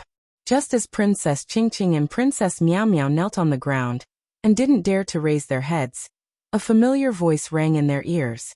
Little sister doesn't deserve such great respect. Ah? Xian. When Princess Ching Ching heard this, it was as though she had been struck by lightning. She looked up in shock and disbelief at the new princess who was blushing bashfully. She even looked at Bai, and who was beside the new princess, and exclaimed, You, when did you escape? Then, before Xian could speak, Princess Ching Ching jumped up from the ground and scolded, Xian, what right do you have to sit in this flying phoenix palanquin? You've overstepped the etiquette and called yourself your majesty. Do you know that you've violated the immortal law? I'm going to see His Majesty today to present a Ching Ching. Just as Princess Ching Ching was feeling embarrassed and angry, a kind voice came from inside the hall. Your younger sister has just escaped and returned to the Lingyun side hall. Why are you picking on her again? Don't you think you're being picky? Greetings, Celestial Empress. Princess Ching Ching immediately bowed respectfully in front of the Lingyun side palace, greeting the Celestial Empress with the etiquette of a ruler and her subject. Get up. East Sea Empress looked at her competitive daughter and sighed. She flicked her sleeves and said, This isn't Lingyun side palace or Fragrance side palace. It's enough for you to call me mother. The etiquette of Confucian cultivators precedes the kinship of the immortal palace. Your son doesn't dare to overstep the bounds. Princess Ching Ching naturally wouldn't let Princess Xian off. She said, It's precisely because your majesty dotes on Xian that she oversteps the bounds again and again. I hope your majesty will think twice in the future. How am I overstepping the bounds? East Sea Empress looked at Princess Ching Ching with amusement and anger. She had called Princess Ching Ching and Princess Meow Meow over today, because Princess Meow Meow had a good relationship with Princess Ching Ching and Princess Xian. She wanted to use the Jasper Lake meeting to ease the tension between the two princesses. But who would have thought that Princess Ching Ching and Princess Meow Meow would arrive at the same time as the new princess's flying phoenix sedan? Princess Ching Ching would kneel to the new princess in the flying phoenix sedan. Princess Ching Ching was naturally furious. She seemed to have overreached herself. Although the 9th princess is His Majesty's descendant and has a noble status, Princess Ching Ching seemed to have thought of something and her expression changed. She quickly shut her mouth. But a moment later, she gritted her teeth and said, She hasn't made any outstanding achievements. With her unmarried status, how can she sit in this flying phoenix sedan chair? Ching. East Sea Empress' expression didn't change. She asked thoughtfully, these days. You weren't in the Jasper Flower Palace, right? Yes, Your Majesty. Princess Ching replied. Your son was injured by the Fortune Gate's lightning reverend on the Sunset Cliff. I've been recuperating in the High Purity Palace. And, if that's the case, Your Majesty will pardon you. East Sea Empress nodded and turned to a female official. Xiao, read His Majesty's decree to Princess Ching. Yes, Your Majesty. The female official didn't dare to delay. She hurriedly got up and returned to the palace. A moment later, she flew out again with a decree in her hand. After the decree was unfurled, everyone except East Sea Empress knelt down and listened to the female official read it word by word. By the will of the heavens, the ancestors of the Confucian cultivators rejoice. Today, with the help of the 9th princess, I obtained the 5 energies unification technique from the master of the literary stream palace, and found the true essence of my Confucian cultivation. My hidden immortal will return to the orthodox Confucian cultivation, and will definitely shine for generations to come. This is one of the 9th princess' great achievements. After the sutra seeking of extreme bliss, I encountered danger in the longevity town. The 9th princess used the mystic origin water control flag to break the connate 4 directions formation, and saved me from danger. This is another of the 9th princess' great achievements. When the hidden immortal died and the 9 provinces formation collapsed, I, the 9th princess, fearlessly took the risk and brought my 9 provinces cauldron formation to the Tao Gate. This is the third of the 9th princess' great achievements. The 9th princess's 3 great merits are the auspicious purple clouds, the Eastern Ascension Immortal Palace, and her name in the annals of history. Therefore, this emperor hereby grants the 9th princess the title of Purple Clouds, and she will enjoy the first class of imperial concubines. PFFF. Before the female official could finish reading Immortal Emperor Go Chen's decree, Princess Ching spat out a mouthful of blood and collapsed in front of the Lingyun side palace. Sister. No one dared to move. Princess Xian hastily got up and helped Princess Ching up. You. Why did you do this? Get out of my way. Princess Ching's face was pale, but she still waved her hand and slapped Princess Ching's hand away. You only obtain some opportunities. What's there to be arrogant about? Sigh. Princess Xian sighed. She looked at Princess Ching and whispered, I've fought with you for thousands of years. Now that I look back, I find it laughable. From now on, the Immortal Palace is yours. I'll hand it over to you. Princess Ching sneered. Don't try to fool me with these words. Don't think I don't know what you're thinking. Let me tell you, you've only taken a few more steps. The one who has the last laugh is the true winner. Sister. Princess Xian naturally wasn't afraid of Princess Ching. She calmly replied, Believe it or not, only when you meet the things and people that you should meet will you realize that the things that you worked so hard for before are really just smoke. Ching. The East Sea Empress looked at Princess Ching with heartache. She whispered, Listen to His Majesty's decree first. Princess Ching gritted her teeth and slapped Princess Xian's hand away again. She struggled to get up and kneeled. Ancestor Fortune Gate Xiaohua is a handsome human. He created the Fortune Gate and established the Xiao World Empire. He is our Immortal Palace's lightning master. He fought against the 4 great clans at Dawn and Dusk Cliff. He worked together with me to resist the 4 great clans at Longevity Town. His sincerity towards the 9th princess was felt by the heavens and broke the 9th princess Heaven's punishment prison crystal. I cannot go back on my words. Today, I announce to the world that I agree to Xiaohua's marriage proposal. Once Xiaohua sets up the 9 provinces grand formation for our Immortal Palace, he can marry the 9th princess. Thus, the East Sea Empress smiled as she looked at Princess Ching. She knew that Princess Ching had always viewed the new princess as a strong rival. Now that the new princess had been given a title, she would be leaving the Immortal Palace. Now that she was going to marry Xiaohua, the hatred between Princess Ching and the new princess would naturally disappear. Perhaps they would be able to bury the hatchet. Unfortunately, the East Sea Empress was still wrong. Princess Qingqing forced herself to listen, but when she heard the word wedding, her expression changed drastically. Pff. Another mouthful of blood mixed with lightning gushed out of her mouth. Princess Qingqing had completely fainted in front of the Lingyun side palace. Princess Xian looked at Princess Qingqing with pity.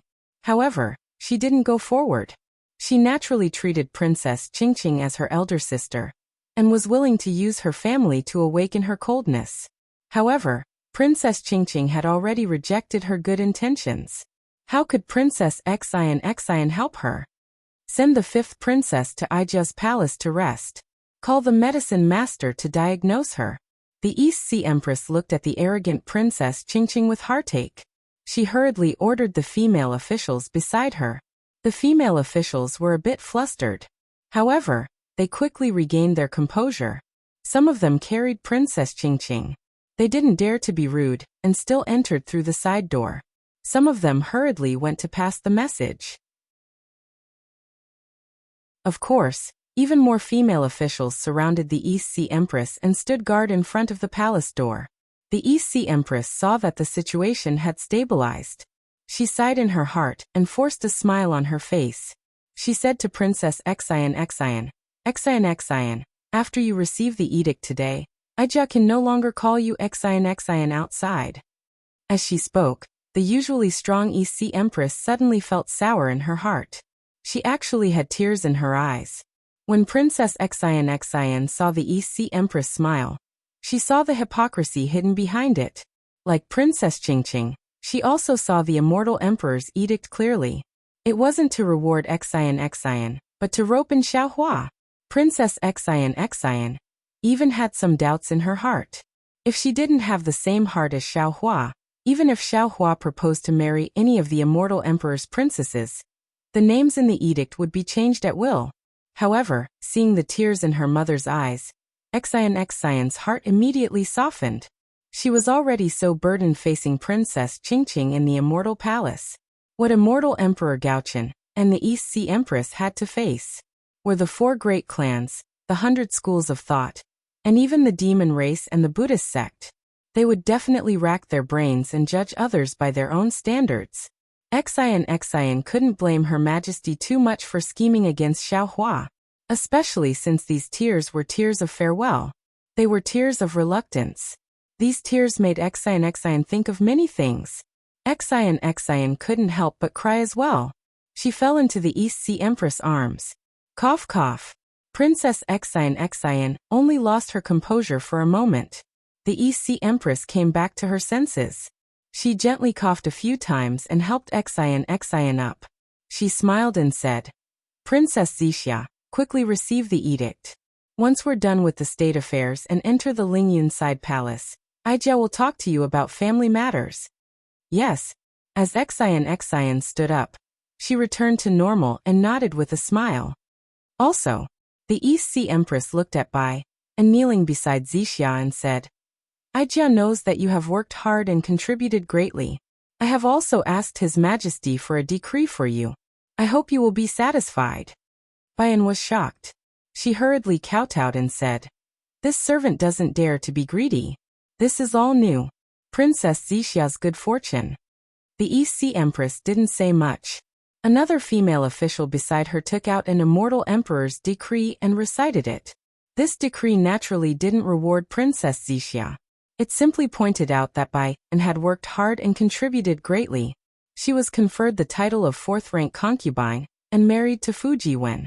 In addition, the Fu clan of the peaceful mountain country was also conferred the title of 5th-rank aristocratic family.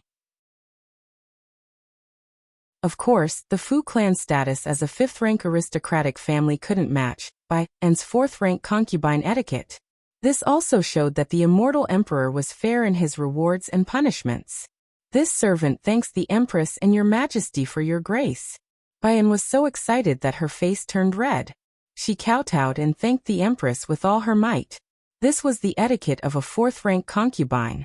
How many women in the world could receive such an honor? Moreover, Baiyan had always been traumatized by her affair with Fujiwen. Now that the immortal emperor had conferred her marriage to the world, The gloom in her heart had long dissipated. Not to mention, because Bayan had married into the Fu clan, the Fu clan had also been promoted to a 5th-rank aristocratic family. This was something that the tiny Fu clan couldn't even dream of. Bayan was almost certain that once this decree was issued, the Fu clan would definitely worship her like a real concubine. Of course, while Bayan was thanking the empress, she also understood that this decree wasn't just about informing Xiaohua and stopping the 4 great aristocratic families.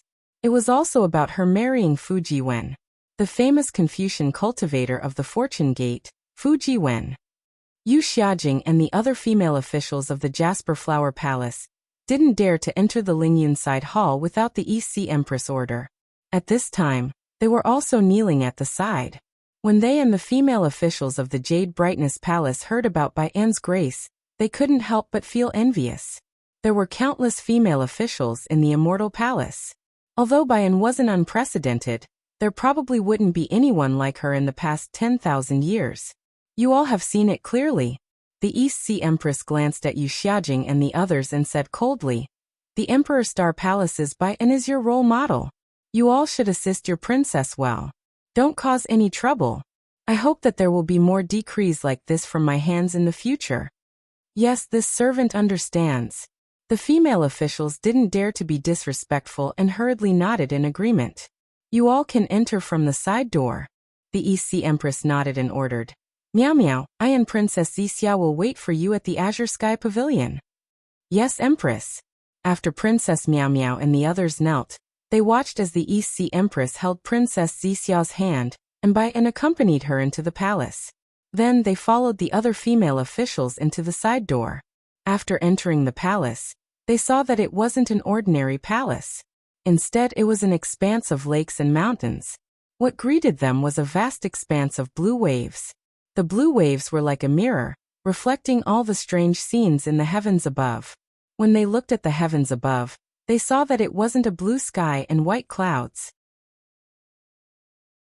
Instead, layers of 9-colored clouds formed a jade necklace, hanging above everyone's heads like lanterns and streamers. As if a gust of wind had blown past, the jade necklace swayed, and the entire sky swayed. Amidst the layers of jade necklace, even more multicolored clouds condensed into auspicious shapes of dragons and phoenixes. When these auspicious shapes fell into the blue waves surged like waves. Pillars of Aoran Qi that pierced through the heavens, and the earth rose like steam, surging between the heavens and the earth. It was somewhat similar to the Buddhist light of the Buddhist sect. Countless images of mountains and rivers flashed out from these pillars of Aoran Qi. The sounds of war and war, the sounds of men plowing and women weaving, all appeared before everyone's eyes. However, the East Sea Empress and the others didn't pay attention to these beautiful scenes. Instead, they stepped into the auspicious shapes and landed on the blue waves.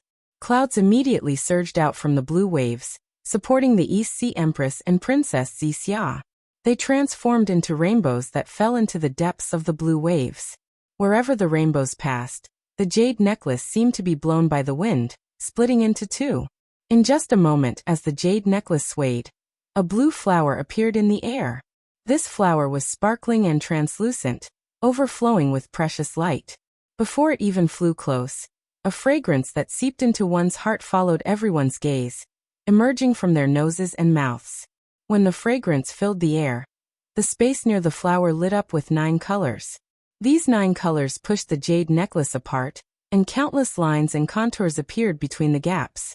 When the East Sea Empress flew to the front of the lines, these lines quickly combined, and a jade-colored huading appeared before everyone's eyes. When the huading appeared, a rainbow bridge stretched out from the huading and caught the clouds beneath everyone's feet. When the rainbow bridge shrank, everyone's figures gradually disappeared before they could even touch the huading.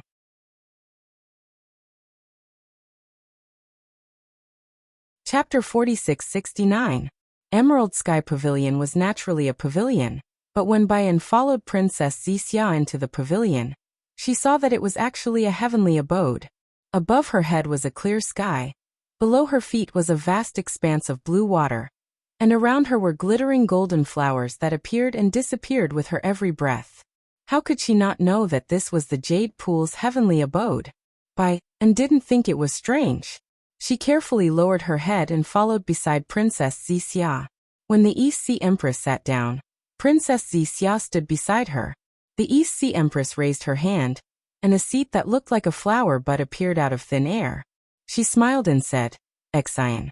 Wuxia, now that you have a title, you can have a place in Emerald Sky Pavilion. Take a seat." Tears appeared in Princess Wuxia's eyes. Looking at the picturesque East Sea Empress, she knew that although the East Sea Empress didn't look old, her state of mind was full of vicissitudes. Just her matters alone made the East Sea Empress worry a lot. If the East Sea Empress hadn't demoted by, and from the heavenly abode, she didn't know when she would be able to see the light of day again. Of course, Princess Wuxia knew that in addition to the East Sea Empress, she also had Xiaohua, who valued his promises like gold. As long as Xiaohua knew about her, he would definitely search high and low for her. With Xiaohua's strength, she would definitely be able to escape. However, facing the mother who gave birth to her, Princess Wuxia felt a rare warmth. She lowered her head and said, "Yes, Empress." As Princess Wuxia sat down, Bayan carefully stood behind her. The East Sea Empress smiled and said, Exayan, now that we are at Emerald Sky Pavilion, there is no need to follow the heavenly abode's etiquette. Just address me as family." "Yes, mother," Princess Wuxia replied with a smile. "Boy hasn't called mother that in a long time." Princess Wuxia's words caused the East Sea Queen's eyes to redden. She wiped the corners of her eyes with her sleeve and sighed. "That's right, Exayan. These years. It's been hard on you hearing Princess Wuxia call the East Sea Empress mother." The East Sea Empress lost her composure again. Bayan and the maids beside the East Sea Empress didn't raise their heads and exchange glances.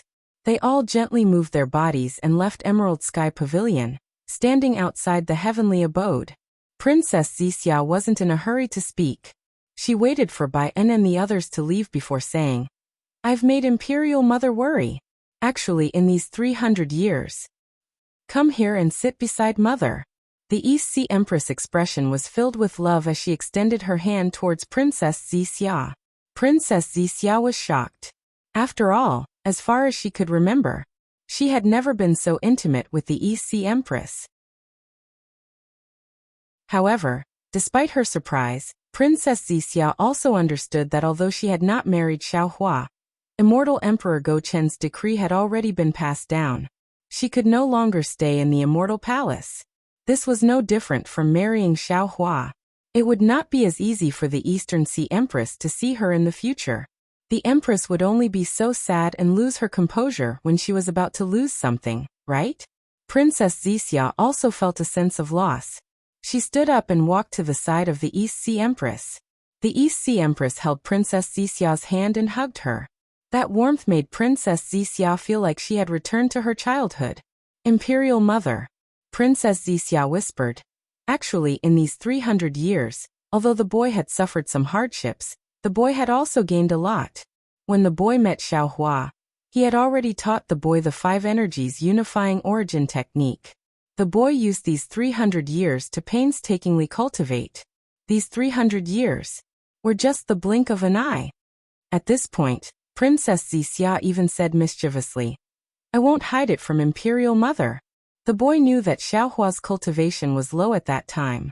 The boy even thought that after he cultivated to the literary saint realm, he would break through the seal on his own.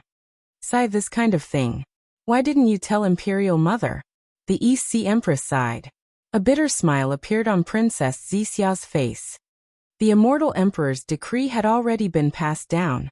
If the boy told Imperial Mother, it would only make things difficult for Imperial Mother. Rather than that, it would be better not to say it. "It's good that you weren't suppressed in the Heaven Punishment Prison Crystal." The East Sea Empress still had some lingering fear as she said, "Imperial Mother was afraid that you would be like Bayan and fall into the Heaven Punishment Prison Crystal. There would be no righteous chi, no heaven-earth yuan chi. Only darkness and loneliness in your eyes." "Perhaps," Princess Wuxia said with some hesitation. "This is also one of His Majesty's plans?" "Sigh, perhaps." Hearing Princess Wuxia mention Immortal Emperor Gochun, and thinking about the innate 5-element flags, the East Sea Empress couldn't help but think too much. She said, "No matter what His Majesty's plans were, You still profited from a disaster.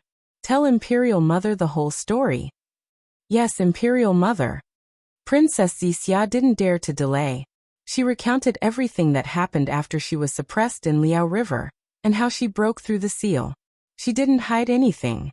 The East Sea Queen's expression also changed after hearing this.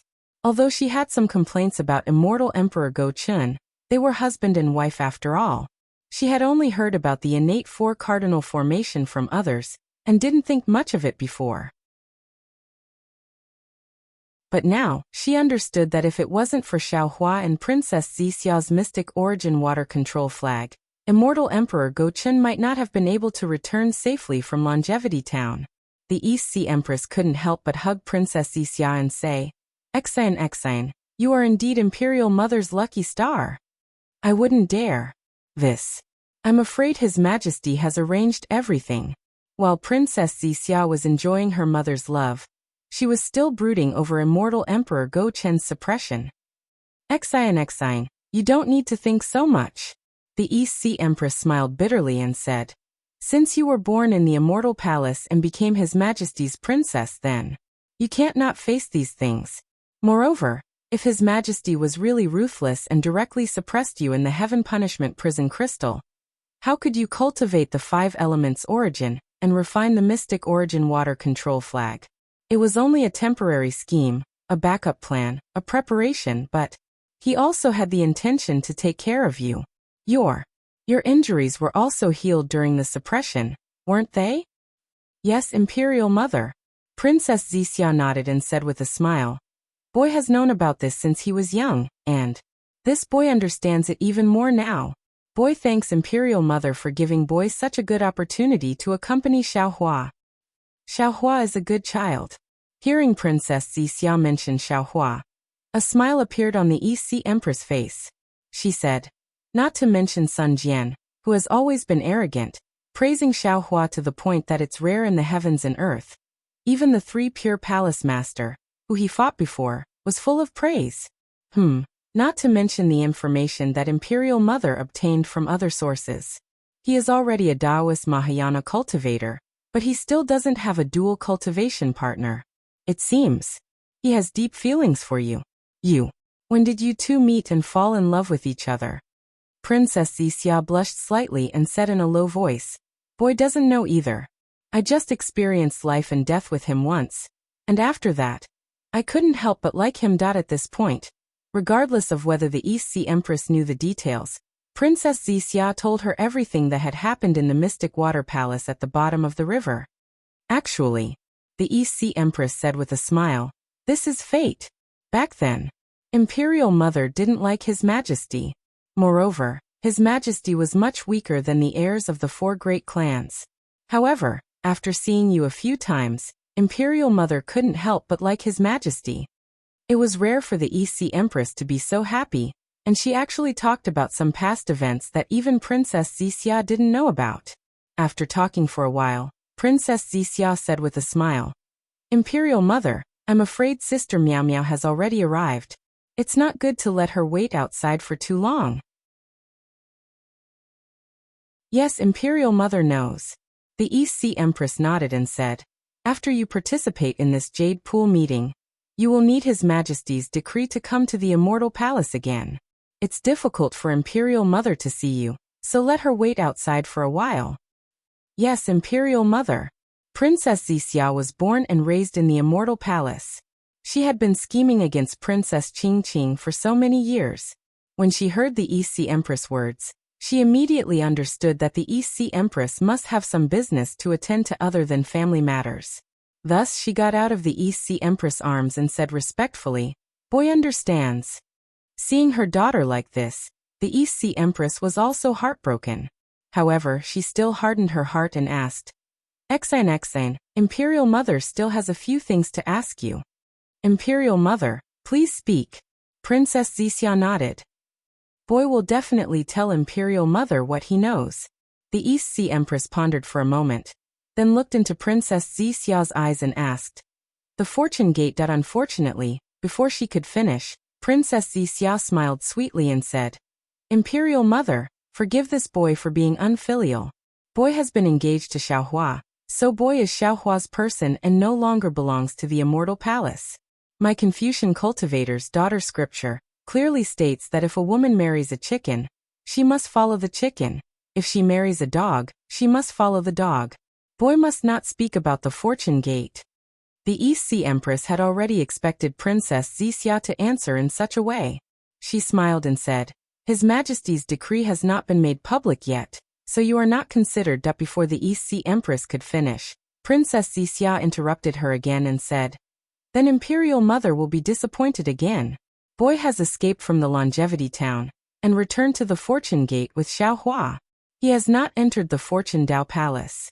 Therefore, I don't know anything about the Fortune Gate's matters. All right. The East Sea Empress's face was expressionless. She nodded slightly and said, In that case, Imperial Mother will not force you. However, can Imperial Mother ask about some matters outside the Fortune Gate?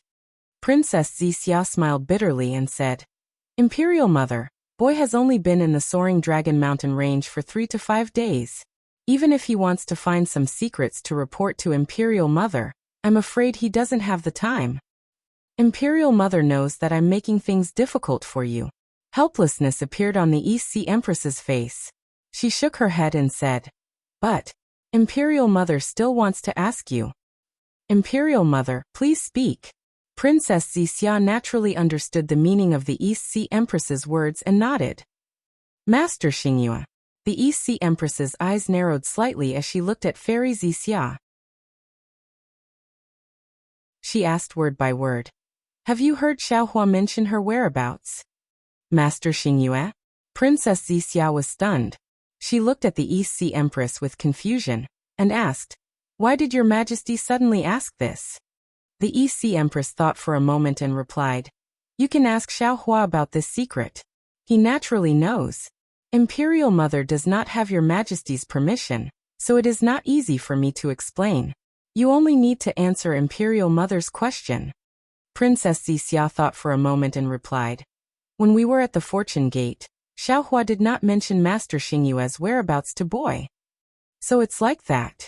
The East Sea Empress shifted her gaze away from Princess Wuxia's face. It was unknown if she had noticed the little Xiaohua in Princess Wuxia's words, but she felt as if a heavy burden had been lifted from her shoulders. She nodded and said, If that's the case, Imperial Mother will know. You've done well. We Confucian cultivators emphasize the 3 obedience and 4 virtues. Since you're going to be his wife in the future, you must think for him and serve your husband well. Seeing the gloomy expression on the East Sea Empress's face, Princess Wuxia's heart ached slightly as she clearly thought of the conflict between her and immortal Emperor Go Chun. She forced a smile and said, Imperial Mother, please rest assured. Xiaohua is a man with deep feelings. If there's something, he will find the right time to tell Boy. Moreover, Boy is not the kind of person who is jealous. If both sides understand each other, then everything can be discussed. Princess Wuxia's words had the intention of persuading the East Sea Empress. However, when she saw the East Sea Empress's ugly expression, her voice became softer and softer. In the end, Princess Wuxia rolled her eyes and said with a smile, However, Imperial Mother, although Boy cannot tell Imperial Mother the whereabouts of Master Xingyue, Boy can tell you who is currently in charge of Star Plucking Tower. Oh, who is it? The East Sea Empress was stunned. The gloominess on her face disappeared as she asked Princess Wuxia curiously. Far away on the horizon but right in front of you. Princess Wuxia mischievously blinked her eyes again. I see. The East Sea Empress's eyes lit up. She immediately understood where Su Ji and Fairy Xingyue had gone, and a smile appeared on her face. The East Sea Empress's expression changed slightly. Princess Wuxia immediately understood. She asked in surprise, Imperial Mother, could it be that Master Xingyue has an extremely powerful background? The great array of the 9 states that has already been broken needs her to set it up again? Previously, Princess Wuxia did not understand why immortal Emperor Go Chun had passed the method of setting up the great array of the 9 states to Xiaohua through her. After all, she knew that with Xiaohua's ability, Even a Mahayana realm Taoist would not be able to set up the great array of the 9 states perfectly. However, after listening to the East Sea Empress's words, she could not help but have an idea. Sigh. Princess Xixia naturally did not mean to ask, but the East Sea Empress sighed again. This is His Majesty's idea, not Imperial Mother's plan. Now that Xingyue is helpless, His Majesty's plan is probably like drawing water with a sieve. Let's see how he deals with this. Princess Xixia covered her mouth and giggled. Darling Xiao is the most stingy. I'm afraid it's not easy to take out something that is already in his hands. The East Sea Empress did not know whether to laugh or cry when she thought of Xiaohua's stinginess. She said softly, His Majesty probably has the same idea. That's why he simply let you teach him the method of setting up the 9 states. Imperial Mother. Princess Xixia did not ask much about the 9 states' great formation. Instead, she smiled and said, after Darling Xiao returned to the soaring Dragon Mountain range from the Star Moon Palace, he handed the Star Plucking Tower to Baiyan. Boy followed Darling Xiao back to the Fortune Gate. Naturally, the Star Plucking Tower is in the hands of Boy. That's right, Imperial Mother. Baiyan brought back a lot of good things from the Star Plucking Tower. Boy, you haven't seen Imperial Mother for a long time. Take these to show filial piety to Imperial Mother. As she spoke, Princess Xixia took out a lot of rare items from her cosmos sack and presented them to the East Sea Empress. The East Sea Empress was a descendant of the Immortal Palace. What kind of rare items had she not seen before? However, what she saw was Princess Xixia's filial piety. She accompanied Princess Xixia to pick up and appraise the rare items one by one. After almost an hour, she smiled and said, Exan, Imperial Mother knows of your filial piety. This star moon is very important to Xiaohua. You must take good care of the Star Plucking Tower. With the Star Plucking Tower, in the future, even if Xiaohua has wives and concubines, he must put you first. Not only does he love you, but he must also respect you in his heart. Yes, Imperial Mother. Boy understands. Princess Xixia carefully agreed again. Then, intentionally or unintentionally, she looked outside the Azure Sky Pavilion. Ai, you are such a kind-hearted child. The East Sea Empress smiled and said, Imperial Mother only wants to talk to you for a while. You are thinking about other people's feelings. Imperial Mother, Boy only does what he should do. What other people think. Boy doesn't care. Princess Xixia also smiled and replied. Meow meow. The East Sea Empress said to the outside of the Azure Sky Pavilion, Come in. Princess Meow Meow entered the Azure Sky Pavilion. The other maids waited outside and did not dare to come in. The moment Princess Meow Meow entered the Azure Sky Pavilion, she respectfully knelt down and greeted. Greetings, Imperial Mother. Princess Xixia lowered her head and did not speak. However, she sighed in her heart. Princess Meow Meow was the least favored among the 9 princesses. However, she was also the most detached one. Princess Meow Meow was nervous when she saw Immortal Emperor Gaochen and the East Sea Empress. She did not know how to speak. Many of her answers were not in line with the Immortal Emperor and the Empress. For example, since she was kneeling, she should first call herself Imperial Mother, and then see what the East Sea Empress wanted to say. If it were the other 8 princesses, they would do the same. However, this Princess Meow Meow, even though Princess Xixia reminded her many times, panicked when she saw the Emperor and the Empress. She forgot all the etiquette. And rise. The East Sea Empress was unhappy. Seeing Princess Meow Meow's lack of manners, she was even more unhappy. She indifferently waved her hand and asked Princess Meow Meow to rise.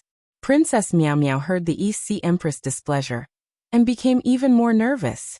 She replied, Thank you, Mother Empress. In an ordinary family, Mother Empress meant mother.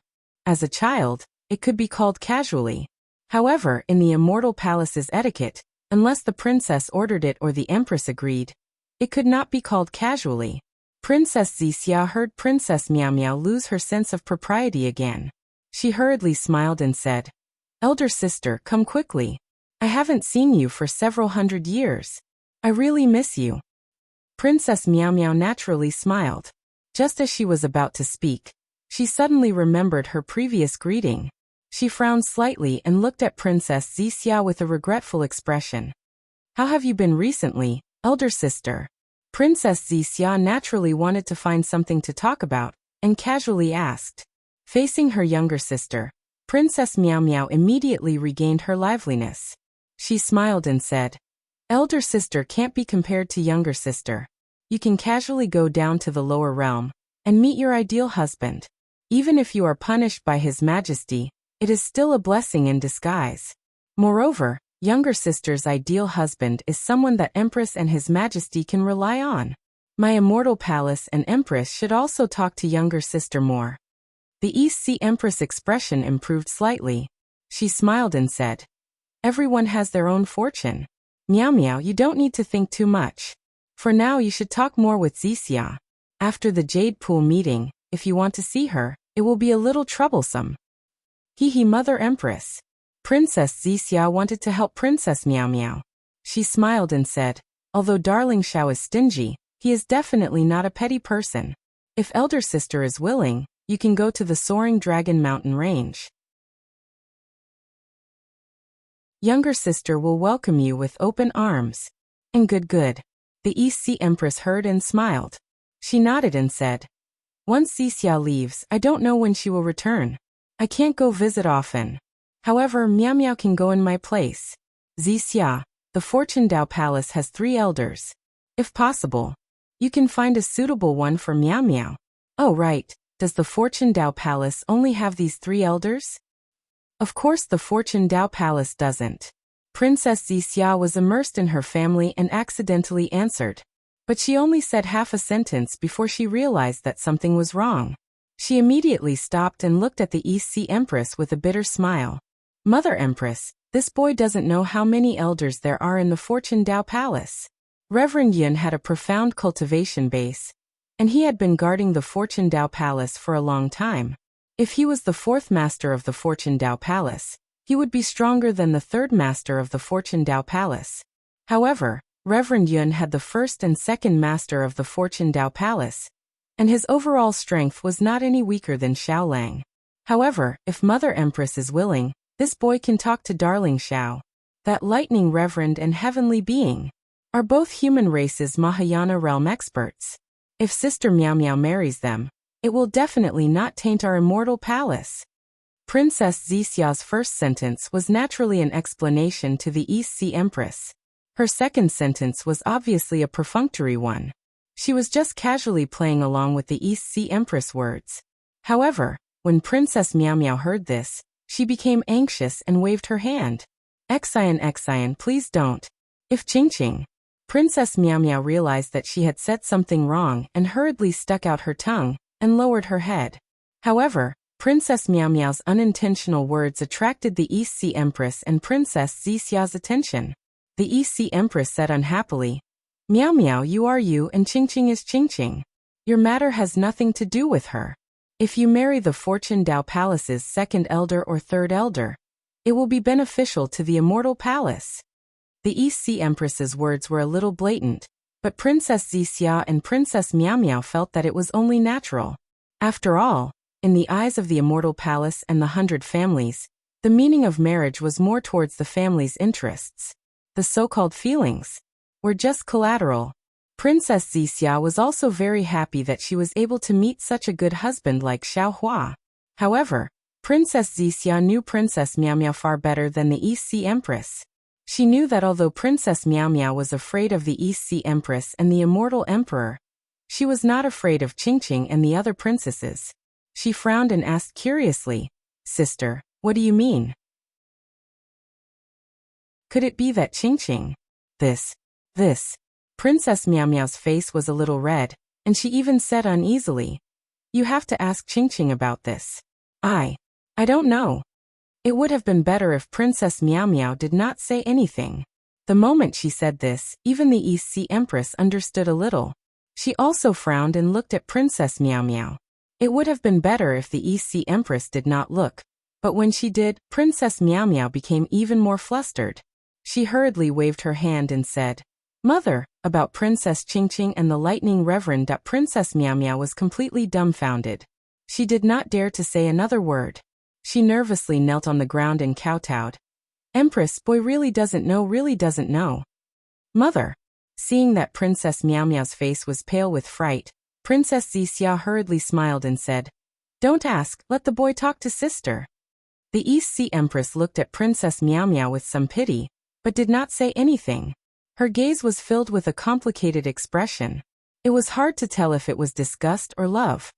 Sister. Princess Xixia walked in front of Princess Meow Meow and reached out to hold her ice-cold hand. She smiled and said, Don't be too nervous. Didn't you say a lot when I accompanied you to drink at Jade Brightness Palace? You and I are sisters. If I can get it, you can too. You are not inferior to anyone. Xixia. Princess Meow Meow's heart calmed down slightly. Although her voice was still trembling, she was no longer nervous. She forced a smile and replied, You are wrong. Everyone is different from others. This was already confirmed when this person was born. Temperament, character, temper, and so on are not easy to change. Although you and I are both princesses of the immortal palace, temperament determines everything. I won't talk about others, but I will talk about you. Forbearance, magnanimity, modesty, but not avoidance. These are all things that allow you to handle things with ease. Sister knows her own limits. Being an idle princess and being able to share some of His Majesty's and Empress's worries is enough. I can't do anything. Princess Meow Meow had already said these words to Princess Xixia. Princess Xixia only brought it up again to ease the atmosphere. Thus Princess Xixia smiled and said, Sister's words are also very good. Just be yourself and live your life well. Actually, you don't have to force yourself. Thank you, Xixia. Princess Meow Meow held Princess Xixia's hand and said sincerely, Sister heard His Majesty's decree just now. Sister is really happy for you. Only a perfect girl like you can have such a wonderful life. Seeing that Princess Meow Meow had calmed down, Princess Xixia let go of her hand, blinked her eyes and said, Since Sister said Sister is perfect, do you think Sister will hit you when you are down? These are two different matters. Princess Meow Meow naturally understood what Princess Xixia was talking about. She shook her head and said, If you want to hit me when I am down, there are too many opportunities. So you can rest assured and tell me the cause of this matter. Princess Xixia smiled and said, If you don't tell me now, won't it be even more troublesome when Ching Ching blames you if something really goes wrong? Alright. Princess Meow Meow naturally understood the stakes. Since she had already spoken, and was also worried about Princess Ching Ching, when would she say it if not now? Thus, Princess Meow Meow told them about the awkward moment she had just faced Princess Ching Ching. For a moment, Princess Xixia and the East Sea Empress looked at each other in dismay. Although what Princess Meow Meow said wasn't very strange and couldn't be considered evidence, and could even be said to be baseless guesses from a woman's intuition, there was definitely something wrong with Princess Ching Ching's thoughts at what exactly is going on. The East Sea Empress was somewhat angry and asked in a low voice, Empress, the boy doesn't know. The boy only just found out about these clues. The moment the East Sea Empress spoke, Princess Meow Meow lost her composure and hurriedly answered. Princess Xixia smiled and said, Mother, the matter isn't clear yet. Why get angry now? Didn't Ching Ching see the Thunder Immortal during the Battle of Day and Moo Cliff?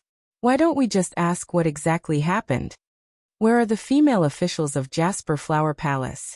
The East Sea Empress was angry again, as if this matter should have been reported by a female official long ago.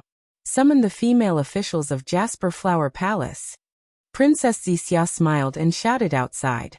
Following Princess Xixia's voice, a portion of the female officials of Jasper Flower Palace flew into Jade Sky Pavilion and respectfully knelt down. Which one of you participated in the Battle of Day and Moo Cliff with Ching Ching? Princess Xixia's tone was very strict, far from the gentle tone she used to speak to Princess Meow Meow. The female officials looked at each other and shook their heads. They whispered, This servant didn't go to Day and Moo Cliff. Where is Yu Xiajing? Princess Xixia asked indifferently. Princess Xixia. Yu Xiajing was worried about Princess Ching Ching's injuries, so she went to look after the princess. The female officials didn't dare to stand up and hurriedly replied, Please calm down, Empress. The East Sea Empress nodded. How could she punish such a loyal female official? Go and summon Yu Xiajing. Princess Zixia's face was expressionless as she continued to give the order. Moments later, Yu Xiajing was ordered to arrive at Jade Sky Pavilion. As soon as she flew in, she immediately felt that something was wrong. After all, the female officials of Jasper Flower Palace were still kneeling on the ground, and the East Sea Empress looked displeased. Yu Xiajing didn't even think as she knelt down and kowtowed. This servant greets Empress. Princess Qingqing's injuries haven't healed yet. If Empress wants to punish, this servant doesn't dare to say that I'll take responsibility, but Empress, please postpone the punishment. Yu Xiajing's words were very appropriate, and the East Sea Empress heard it and nodded slightly. Beside her, Princess Zixia thought for a moment and smiled. Yu Xiajing, don't be afraid. Empress just wants to ask about Chao Muya's situation. Chao Muya? Yu Xiajing was confused and whispered, what do Empress and Princess want to ask? This servant doesn't dare to keep quiet. Stand up. Princess Zixia ordered, then looked at the other female officials. You may leave. Yes, Princess. The female officials didn't seem to find it strange that Princess Zixia was giving orders in Jade Sky Pavilion. They respectfully bowed and left Jade Sky Pavilion. The East Sea Empress looked at Princess Zixia with satisfaction. After all, what Yu Xiajing was about to say might affect Princess Qingqing's reputation, or even more seriously. Who knew if there were other princesses or spies of the 4 great clans among the female officials of Jasper Flower Palace? Yu Xiajing, tell me, what happened between Qingqing and Thunder Immortal? Princess Zixia didn't know how to phrase it, so she could only ask ambiguously. Who would have thought that once Princess Zixia said that? Yu Xiajing's face turned cold. Anger flashed in her eyes. Even her tone became somewhat ambiguous. She coldly said, Your Highness, others may not know about this, but how could you not know about it? Back then my princess only injured you. Now, not only did you injure my princess, you even want to ruin my princess's reputation. Princess Zixia, you truly deserve to be called Zixia. Men. Slap her. Princess Zixia didn't hold back and immediately gave the order without waiting for Yu Xiajing to finish. Yes, Princess. Princess Zixia's voice came out of Jade Sky Pavilion, and 2 female officials immediately responded. 2 thin and weak female officials flew in and slapped Yu Xiajing's face. Yu Xiajing stubbornly knelt there, not daring to resist. After 2 slaps, Yu Xiajing's face was already swollen. You wait. Princess Zixia indifferently ordered the 2 female officials to leave. Then she said to Yu Xiajing, Qingqing has always been headstrong and self-opinionated. Empress Dowager sent you to assist Qingqing to correct her shortcomings and help her deal with things. This is the key to loyalty. Who doesn't know how to ask about others' well-being? Yu Xiajing, as a female official of Jade Flower Palace, you put the cart before the horse. You abandoned your own nature and flattered the princess. Today you didn't tell the details of the truth, but directly framed me. How should I punish you? East Sea Empress saw Princess Zixia's punishment and felt a trace of displeasure in her heart.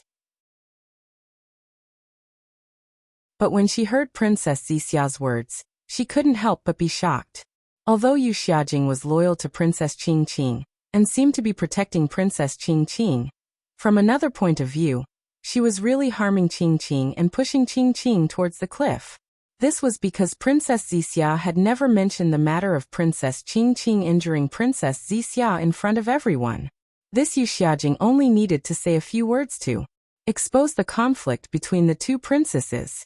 Moreover, during the battle at Chao Muya, Princess Zixia had still been suppressed and hadn't broken free. How could Princess Zixia have instructed the Lightning Sage to hurt Princess Qingqing? This was clearly slander. Damn you, East Sea Empress said angrily. I only called you here to ask you some questions, but you didn't answer truthfully and actually slandered Princess Zixia. What are your intentions? Yu Xiajing didn't think much of it because she understood Princess Qingqing's thoughts the best. Moreover, she had subconsciously made Princess Zixia look bad. When Princess Zixia asked about the Lightning Sage, Yu Xiajing's first reaction was, Princess Zixia had set a trap for Princess Qingqing. Thus, She immediately defended Princess Qingqing and wanted to expose Princess Zixia's ugly face and so-called plans. However, Princess Zixia's words immediately made her panic. After all, it was Princess Qingqing who had done this first. Even if Princess Zixia had instigated the Lightning Sage to take revenge, it was only natural. Furthermore, Princess Zixia hadn't broken free at that time. Moreover, Princess Zixia didn't mention Princess Qingqing at all. Instead, she slapped her. This was a secret warning to her. It didn't matter if she was punished, but what about Princess Qingqing? How could the current Princess Qingqing be a match for Princess Zixia, who was at the peak of her power? Empress, how much is this servant's fault? This servant shouldn't have spoken nonsense. Please punish me, Empress. Yu Xiaojing didn't hesitate to kowtow and beg. Seeing that Yu Xiaojing didn't dare to circulate her energy, and that her forehead was bleeding, Princess Zixia didn't say anything. An immortal palace. Although it was superior to a mortal palace, it was still a palace. Princess Zixia was used to fighting in the open and in the dark. She naturally wasn't like Xiaohua. The East Sea Empress naturally wouldn't expect Princess Zixia to plead on Yuxia's behalf. Seeing the bloodstains, she coldly snorted and said, "This Empress just said that I hope you all can follow Bai En's example and assist your own princess. In the future, this Empress will also have more decrees to issue. You actually dared to disobey my words. You truly disappoint me. Yes, it's all this servant's fault. Please punish me, Empress." Yu Xiaojing didn't dare to argue and only asked for punishment. East Sea Empress coldly snorted again, and didn't say anything else. Yu Xiaojing understood. She lamented in her heart, and turned to Princess Zixia. She kowtowed and said, "Your Highness, this servant spoke nonsense just now. Please punish me. This matter has nothing to do with my princess. Yu Xiaojing, because you tried to sow discord, I will punish you severely. However, seeing how loyal you are, I'm afraid you've heard those words for a long time and have overthought them. You're also worried about Qingqing. That's why you've said them." Princess Zixia said indifferently. "Therefore, I don't intend to punish you. I just want to warn you that if you don't change your ways and offend me again in the future, if I hear any rumors, I won't let you off easily." Yes, this servant understands. Yu Xiaojing's heart relaxed and she stopped kowtowing. Also, Princess Zixia continued, "When Qingqing wakes up, you have to tell her not to judge others with her own heart. Many disturbances are just self-inflicted troubles." Yes, this servant understands. Yu Xiaojing didn't dare to say anything else and only nodded. "All right." Princess Zixia waved her hand and said, "Rise and answer me. What happened at Chamu Cliff?" Yu Xiaojing stood up and recounted Chamu Cliff's formation and the battle in detail. Hearing that the Lightning Reverend was so ruthless that he didn't even care about Princess Qingqing's reputation and directly attacked her chest, the East Sea Empress's face darkened, and Princess Zixia was abnormally embarrassed. Not to mention a descendant of an immortal emperor. Even an ordinary female cultivator would be too ashamed to face the world after being humiliated by a man. The Emerald Sky Pavilion was silent. Princess Zixia's mind was spinning rapidly, but she didn't know what to say. After all, no man would do such a thing to a female cultivator. She was doubting the truth of Yu Xiaojing's words. Unfortunately, just as she was about to speak, the East Sea Empress unhappily said, "Zixia." "Yes, Empress."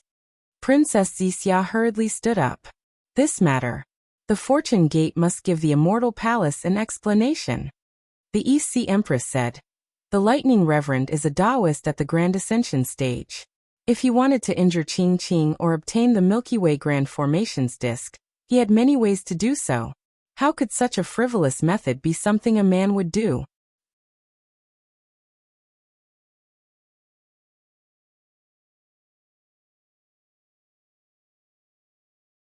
Chapter 4670. This. Princess Zixia's face was burning hot as she blamed the Lightning Reverend in her heart. Needless to say, Xiaohua was the one who ordered the Lightning Reverend to injure Princess Qingqing. However, Princess Zixia also understood that Xiaohua would never allow the Lightning Reverend to do such a despicable thing. If Yu Xiaojing's words were true, then it could only be the Lightning Reverend's own matter, and had nothing to do with Xiaohua. The problem was that the Lightning Reverend was the Fortune Gate's second master. He represented the Fortune Gate and Xiaohua. What is the Lightning Reverend thinking? Princess Zixia grumbled inwardly. How could he be bewitched by Qingqing's beauty at such a crucial time? Did he do such a foolish thing? Unfortunately, how could Princess Zixia know that the Lightning Reverend was not a complete person? Let alone know the difference between men and women. Qingqing is His Majesty's descendant. Her status is the same as yours. The EC Empress scolded. You are now engaged to the Fortune Gate's first master. Yet you allowed Qingqing to be molested by the Fortune Gate's second master. This matter. Even if Yu Xiajing was not lying, if others heard it, they would blame it on you. Zixia, you have to return Qingqing's innocence, or I won't be able to answer to His Majesty and all the women in the world. Thump. Princess Zixia's heart sank. The EC Empress' words were clear. She had to return Princess Qingqing's innocence, but how? There were only two ways to return Princess Qingqing's innocence. The first way was for the Lightning Reverend to commit suicide in front of everyone as an apology. If the Lightning Reverend ceased to exist, Princess Qingqing's innocence would be preserved. However, as a Dao Gates Grand Ascension stage expert, would the Lightning Reverend commit suicide as an apology? Who in the world had the ability to kill him? This path was obviously impossible. Then there was only the second way left. The second way was for the Lightning Reverend to marry Princess Qingqing, and there would be no innocence between husband and wife. However, from Princess Zixia's perspective, how could she allow the Lightning Reverend to marry Princess Qingqing? After fighting with Princess Qingqing for so many years, she knew Princess Qingqing's methods better than anyone else. How could she allow a scourge like Princess Qingqing to enter the Fortune Gate? How could she allow Princess Qingqing to share her power in the Fortune Gate? How could she make things difficult for herself, and then let her happy life fall into a harem fight? Moreover, Princess Zixia understood that the Immortal Palace would not give up on annexing and coveting the Fortune Gate, just because she had married into the Fortune Gate. Once Princess Qingqing entered the Fortune Gate, and Xiaohua ascended, the entire Fortune Gate would fall into chaos. At the very least, the Fortune Gate would be divided into two, and Xiaohua's painstaking efforts would go down the drain. Mother! Princess Zixia couldn't help but ask, why are you forcing the boy like this? Force? The EC Empress smiled faintly. She naturally understood Princess Zixia's thoughts and replied. In Mother's eyes, you are Mother's princess, and Qingqing is also Mother's princess. Mother is happy that you have found a husband you like, and Qingqing is also happy that Qingqing has found a husband she likes. Hearing this, Princess Zixia immediately thought of how Princess Qingqing and Princess Miao Miao were trying to cover things up. She even thought of Princess Qingqing's shame and anger when she heard that she had been bestowed the title of Princess Zixia. That kind of shame and anger was not because she had been bestowed the title of Princess Zixia, but because she had found her husband first. Moreover, Princess Qingqing also understood that she would definitely stop her and the Lightning Reverend from getting together. That little bit of affection in her heart would definitely come to an end. Xian, you have your own happiness, and Qingqing also has her own happiness. You can't stop Qingqing's happiness because of your own happiness, the EC Empress said with a smile. Moreover, you have no right to stop Qingqing from finding her own happiness. The EC Empress's words were very dignified, but in Princess Zixia's ears, they were ear-piercing. As a mother, it was absolutely natural for her to make such plans for her daughter. However, if an empress were to make such plans for her own princess, then there were too many implications. When familial love met power, familial love could only turn into snow under the sun. Especially the princess of the Immortal Palace. In an instant, Princess Zixia made a decision. Even if Princess Qingqing really fell in love with the Lightning Reverend, she would absolutely not let this marriage be consummated. It had to be said that Princess Zixia's decision was just as Princess Qingqing had expected. Empress. Just as Princess Zixia was about to speak, dang dang dang. Outside the Emerald Sky Pavilion, 9 bell tolls rang out. As the sound passed, the outline of the entire Emerald Sky Pavilion turned into lines. These lines then shattered, turning into inscriptions of armor. The inscriptions of armor scattered all over the place, and in a moment, they turned into a part of the jade. The EC Empress said no more. She stood up and said, "The jade pool gathering is about to begin. I will go and preside over the jade pool. All of you wait here. Except for Wuxia, who is different from before, everyone else has their own seats according to etiquette." "Yes, Empress." Seeing that the jade pool gathering was about to begin, even Princess Wuxia didn't dare to delay. Everyone stood up and respectfully answered. Seeing the Empress leave, Princess Miao Miao looked at Princess Wuxia, then at Yu Xiajing, and said to Yu Xiajing, "Go and see Princess Qingqing for me." "Yes, Your Highness." Yu Xiajing agreed. After bowing to Princess Wuxia, she led Princess Miao Miao away. Meanwhile, Bayan flew over. Looking at the unfriendly Princess Wuxia, she whispered, "Your Highness." Princess Wuxia didn't pay attention to Bayan. Instead, she looked at the Empress back with narrowed eyes. No one knew what she was thinking. After half a cup of tea's time, she waved her hand and said, "Let's go." Bayan didn't know what happened, but when she saw Princess Miao Miao and Yu Xiajing flying away, she understood that it must have something to do with Princess Qingqing. She didn't dare to ask and followed Princess Wuxia. Xiaohua, Celestial Being, and Thunderclap Immortal entered Lingyun's side palace under the escort of the crowd and the demonic beasts. What greeted them was a huge dome of heaven. Above the dome of heaven, the sun, the moon, and the stars were scattered all over like flags. Sunlight poured down from the sun and the moon. However, the brilliance of the sun and moon couldn't cover the brilliance of the stars. Hundreds of millions of stars followed the sun and moon across the sky, revealing mysterious trajectories. At the same time, waves of obscure fluctuations fell from the sky and rippled through the entire palace. Below the palace was a boundless land. On the land, there were many mountain ranges. Some extended horizontally, some fell vertically. The crisscrossing paths formed huge squares. These squares were like farmlands. However, there were no crops in the farmlands, but cities and villages. The scenery within each square was different. As Xiaohua's gaze swept across, he felt as if he had seen through the world of mortals. Ba. Namo Dipankara archaic Buddha's familiar chanting voice resounded from a distance away. Similarly, beside Namo Dipankara archaic Buddha, Namo Maitreya, who had left some time ago, also chanted. Namo Maitreya. When Xiaohua saw the Maitreya Buddha world-honored one, he was shocked.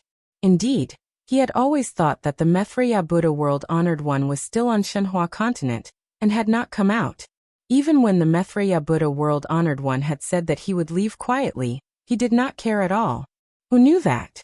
The Maitreya Buddha world-honored one's cultivation was actually so powerful.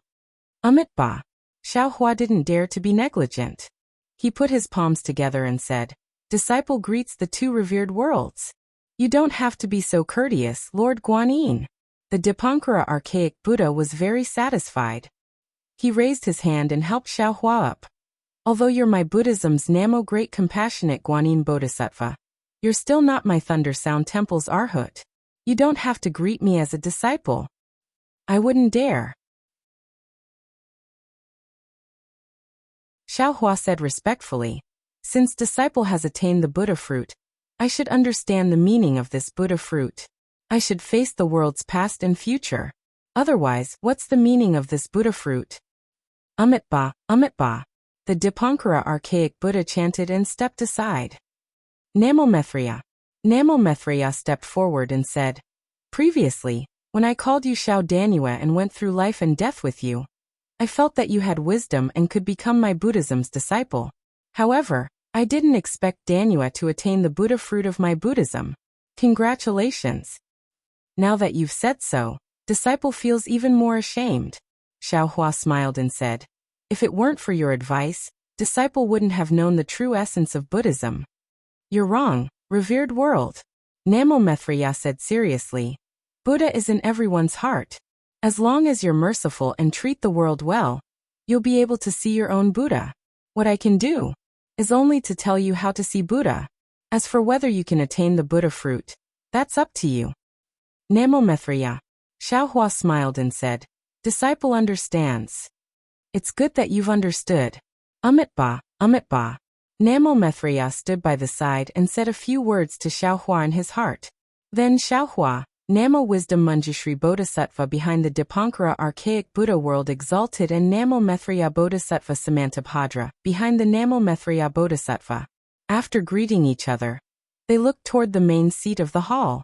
At this moment, a loud rumbling sound resounded from the hall, for mountain peaks shot out from the ground. Following the appearance of the mountain peaks, the ground began to change. Cities and villages were constantly changing, and the men and women within were also being destroyed. Even in the sky, at the top of the 4 mountain peaks, for layers of clouds that resembled foothills appeared. These clouds changed along with the mountain peaks' protrusion. After the rumbling sound disappeared, the mountain peaks stopped moving. They landed right under the feet of the demon race, dragon race, Buddhist sect, and Confucian cultivators. As the golden-winged great rock and the mystic armored pentaceratops landed, another layer of demonic clouds rushed out from the peak of the mountain and landed at the foot of the mountain. In an instant, the entire mountain peak transformed into a monstrous demon race. This demon race had 8 arms and 8 legs. Their 8 legs stood firmly on the ground like boulders. The 8 arms were raised respectfully, lifting the 2 great sages of the Great Sage Hall into the air. Looking at the Dragon Island's second elder Aoe and the Dragon King Ao Qian of the Eastern Sea Dragon Palace, they landed on the mountain peak. Whoosh!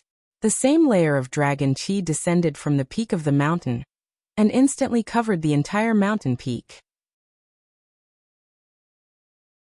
The mountain peak transformed into a huge black tortoise, supporting the 2 dragons. Clang, clang, clang. A series of knocking sounds resounded from another mountain peak. At the place where the Methriya Buddha World Lord and the Dipankara Archaic Buddha World Lord landed, a faint Buddhist light descended, transforming the entire mountain peak into a lotus platform. On top of the 3 transmogrified mountain peaks, thick chains of inscriptions descended like flood dragons, letting out rumbling sounds. When the Grand Chi was retracted, an indomitable scroll appeared beneath Immortal Emperor Go Chun and Dongfang Qionghao's feet, supporting them there. The 4 mountain peaks transformed separately. Only Xiaohua, the Thunderbolt Immortal, and the Heavenly Being stood there quietly. There was no mountain peak beneath their feet. Xiaohua didn't show any abnormalities. He only looked at Immortal Emperor Go Chun with a smile on his face. I don't know how many years it has been since a Taoist cultivator entered Lingyun Side Hall. Immortal Emperor Go Chun said with a smile. I didn't expect to see a mortal enemy of Confucian cultivators in my Lingyun Side Hall. Now that I'm facing Master Xiao, I can't help but feel a sense of absurdity in my heart. To be honest, Master Xiao, if it were someone else, I wouldn't hesitate to use the power of thunder to kill you right now. I believe, even if Master Xiao has reached the Exalt realm, you still can't face the combined forces of the Confucian cultivators, the dragon race, the demon race, and the Buddhist sect, right? Xiaohua raised his eyebrows slightly. He didn't show any signs of panic on his face. He only smiled faintly and said, I admit that what your majesty said is the truth. I even know that even without the help of the demon race's great sage, the dragon race's elder, and the 2 exalts of the Buddhist sect, your majesty can still kill me. Maybe your majesty dealt with the primordial chaos ancestor like this? However, if your majesty wants to deal with me, then you must be prepared to be killed. I believe that after your majesty makes a move, there's a possibility of you being killed by others. Don't you think so, Dongfang family head? Dongfang Qianghao didn't seem to be embarrassed. He smiled and said, I don't know what your majesty is thinking. I only know that since enlightened Master Xiao is a Confucian cultivator, and is also our Master Xiao, I didn't know the inside story and was blinded by greed. I wanted to attack Master Xiao. But who would have thought that not only was I unable to defeat Master Xiao, but I also fell into your majesty's trap. Therefore, not only my Dongfang family, but the entire 4 great families have made a decision. As long as Master Xiao is alive, the 4 great families will never attack Master Xiao. What about after I ascend? Xiaohua asked with a faint smile. Who knows what will happen in the future? Dongfang Qianghao shrugged and looked at Immortal Emperor Go Chun. He also replied with a faint smile. When the militarists entered the immortal palace, they probably didn't expect today's situation, right? Cough cough. Immortal Emperor Go-Chen coughed twice and smiled. This is the secret of our Confucian cultivators. How can we use it as a joke? Haha, Your Majesty, you're considered the leader of the militarists. How can you not even know how to use words? How can you use the word joke here? Dong Fengqianghao laughed and refuted Immortal Emperor Go-Chen. The human race has always been like this. The profound armored pentahorn dragon calmly interrupted. They can't stand others being stronger than them. Whenever there's an opportunity, they'll use it to suppress others. I think the four great families can't stand the militarists occupying the immortal palace. That's why they came up with a new plan, right? Hearing the profound armored pentahorn dragon's words, Xiaohua looked at Immortal Emperor Go-Chen and Dong Fengqianghao, who seemed to be united on the outside but were actually at odds with each other. He then looked at the Dipankara archaic Buddha and the Maitreya Buddha on the Buddha lotus. Finally, Xiaohua's gaze landed on Aoe and the Dragon King of the East Sea, who were both suspicious and fearful of each other. He lamented in his heart, this era is the best era for Taoism to rise. I'm lucky to be in this era and be able to stand at the peak of supremacy with my Taoism cultivation. This era is also the worst era. Disasters are happening everywhere. Now the apocalypse is coming. If we don't deal with it carefully, I'm afraid we won't be able to survive this. Dragon Sage, you're wrong. The Dragon King of the East Sea, Ao Qian, smiled. It's not just the human race. Some of the demon race and dragon race do the same. That's right. The profound armored pentahorn dragon mocked. I heard that some of the dragon race have even been conferred titles by the immortal palace. No wonder the dragon palace of the Four Seas is causing so much trouble. The dragon palace of the Four Seas is much less troublesome than the great sage palace. Ao Qian retorted without holding back. No matter what, the dragon race of the dragon palace of the Four Seas is still subordinate to the dragon palace of the Dragon Island. Roar. The profound armored pentahorn dragon's roar shook the heavens. The space around the mountain where the demon race was located suddenly collapsed and spread rapidly in all directions.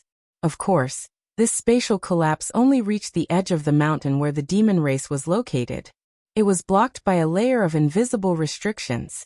Pieces of inscriptions fell from the restrictions like scraps of paper. Amitabha Buddha. Excellent. The Dipankara archaic Buddha's world lord chanted, Dear Transcendence, the reason why we've gathered here today is to discuss how to deal with the omen of world destruction. Why have you started a conflict before we've even spoken? Haha, the Dipankara archaic Buddha is right. The Go-Chen immortal emperor laughed. Today, the three great continents' supreme cultivators are gathered here at the Lingyun Side Hall. How can we speak without thinking? This happened because of me. I should apologize to Master Xiao. Come, announce my decree. Then the great general of the Sun Palace, Sun Jian, appeared in the middle of the hall. He held a decree in his hand and started reciting. Ancestors, Fortune Gates Xiaohua. This decree was exactly the same as the one the East Sea Empress gave to Princess Xixia. After everyone heard it, different expressions appeared on their faces. However, these expressions only lasted for a moment, and no one could see them clearly. Hearing this, Xiaohua was a bit dumbfounded. This decree came too suddenly, exceeding Xiaohua's expectations. Naturally, he was overjoyed. However, many thoughts flashed through his mind, such as Xue Xue, Fairy Jing, Fairy Hongxia, Jiuxia, and even Huang Mingxiang. After a while, he smiled bitterly. Damn it! The Donrain continent has a red cloud, and the hidden immortal continent has a purple cloud. Does that mean there's a green cloud in the immortal world? Another rosy cloud in the divine world? I've refined the 7 colors bone. I'm going to fight against rosy cloud for the rest of my life. Haha, congratulations Dragon Master Xiao, congratulations. The golden-winged great rock laughed. I thought the Jade Pool gathering today was a hangmen banquet. Who would have thought it would be a wedding? I'll have to toast Master Xiao a few more times. The golden-winged great rock congratulated from the bottom of his heart. However, the others' congratulations were different. While they were congratulating him, they were also secretly cursing the Gochun immortal emperor for his sinister methods. Just a moment ago he said he wanted to kill Xiaohua, but in a moment he married his 9th princess to Xiaohua and pulled Xiaohua into the immortal palace. Xiaohua rubbed his nose as he looked at everyone's congratulations, and he laughed bitterly. Thank you, fellow Taoists. However, I haven't even been able to sit on a seat after arriving at the Soaring Cloud Pavilion. Looks like His Majesty hasn't been at ease with me. Moreover, I'm afraid everyone knows what the 9 provinces Great Formation is. However, who knows when I'll have the strength to set it up. I'm afraid His Majesty has painted a big picture for me. Master Xiaolei, could it be that you're not satisfied with my arrangement? The Gochun immortal emperor pretended to be angry. If it doesn't work, I'll take back this decree. Zai. Xiaohua said helplessly. His Majesty has placed a new happiness in front of me. How can I not accept it?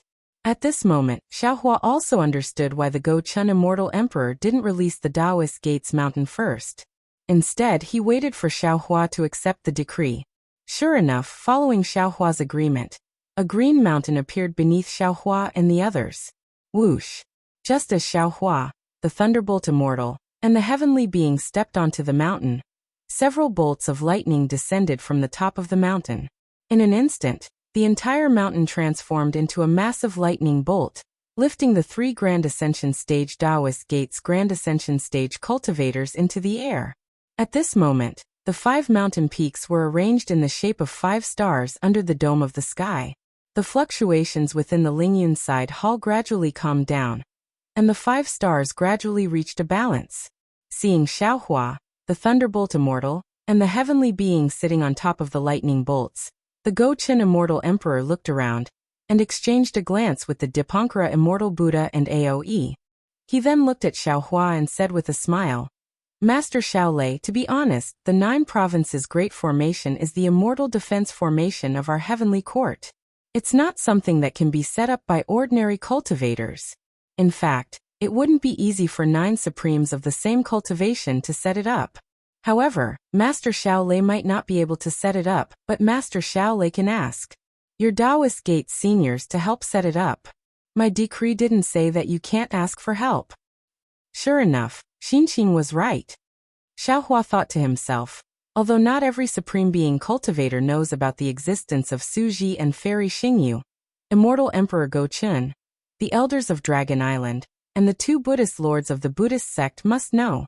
When they first joined forces to deal with the Grand Mist Ancestor, they might not have been able to kill him. They were only afraid of angering Suji, which was why they suppressed the Grand Mist Ancestor. Now, I've appeared out of nowhere and surpassed the Grand Mist Ancestor in one fell swoop. They also see me as Suji's disciple. In particular, I have a close relationship with Suji and Fairy Xingyu in the Star Moon Palace. The disciples of the 4 great families know about it.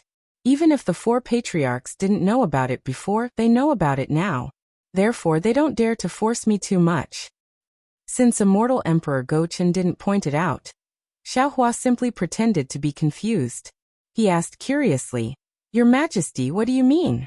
Which Taoist Gate seniors can I ask for help? Immortal Emperor Gochun raised his eyebrows and his eyes lit up. He smiled and said, Master Xiaolei, could it be? Your Majesty, I don't know what you're talking about. Xiaohua refused to admit it. He. Immortal Emperor Gochun replied, Master Xiaolei, do you think that every Confucian family is as stupid as the Changsun family and Yuanshe? Provoking Zhaixing Lu for no reason? This is the information I obtained about the Star Moon Palace. Take a look and you'll understand. Immortal Emperor Gochun raised his hand and pointed. A book-like jade eye appeared in front of Xiaohua. Xiaohua took the jade eye and a light flashed in his eyes. His expression changed greatly. This was because the jade eye recorded the matter of Suji and Fairy Xingyu very clearly. Some of it was known to Xiaohua, and some of it was unknown to him. In other words, these were things that Suji and Fairy Xingyu deliberately concealed. After the jade eye, there were also records of Xiaohua and Suji's experiences in the Star Moon Palace. Wherever there were people, there were records. During the period when Xiaohua and Suji were separated, Suji and Fairy Xingyu's actions were also clearly recorded. In other words, there were still spies of the Immortal Palace among the disciples who had been selected by Suji and Fairy Xingyu. Alas! Xiaohua sighed and put away the light.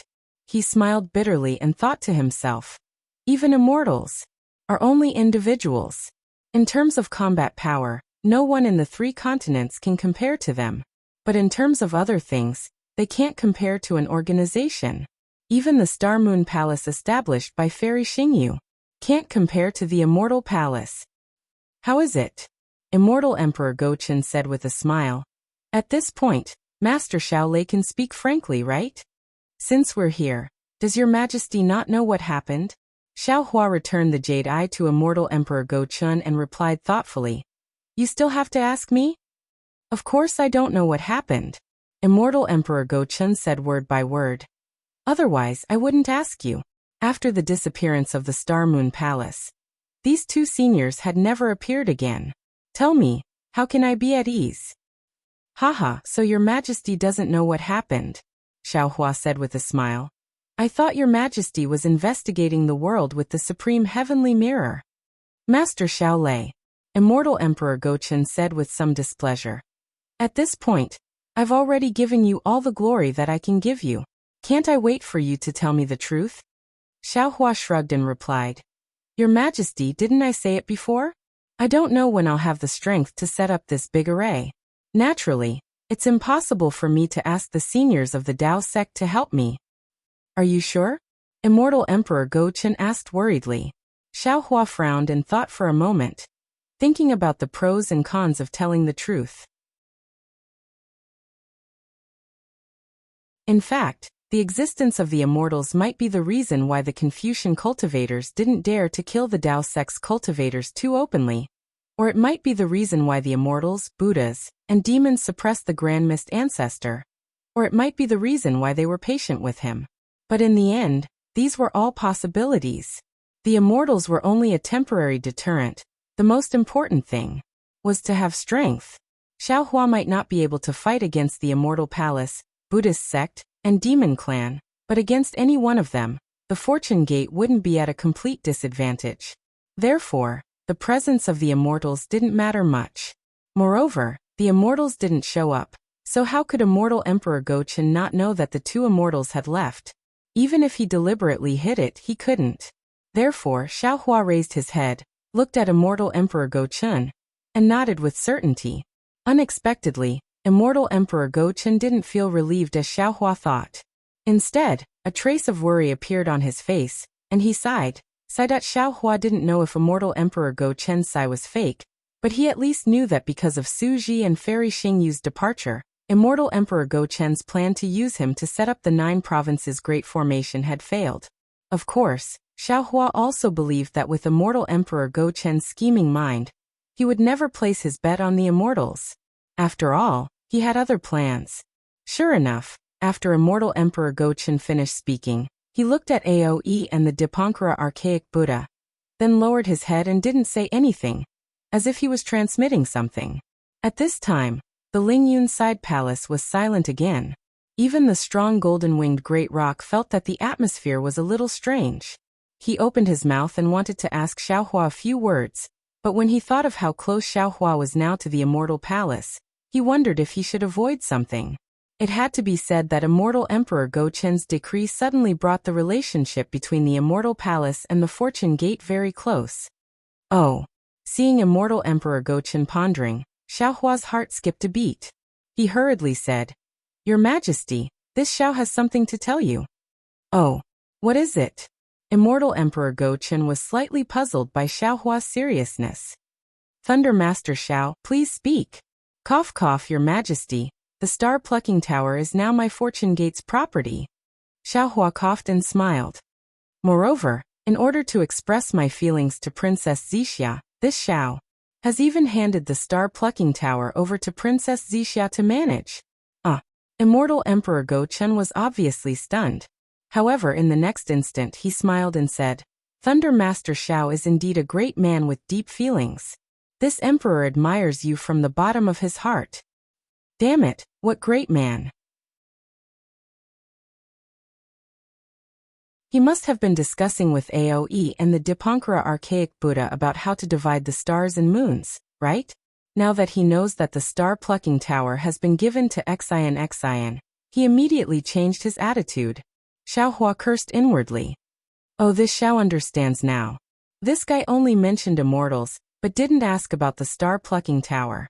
Could it be that he intends to interfere? Damn it, this Xiao shouldn't have said that.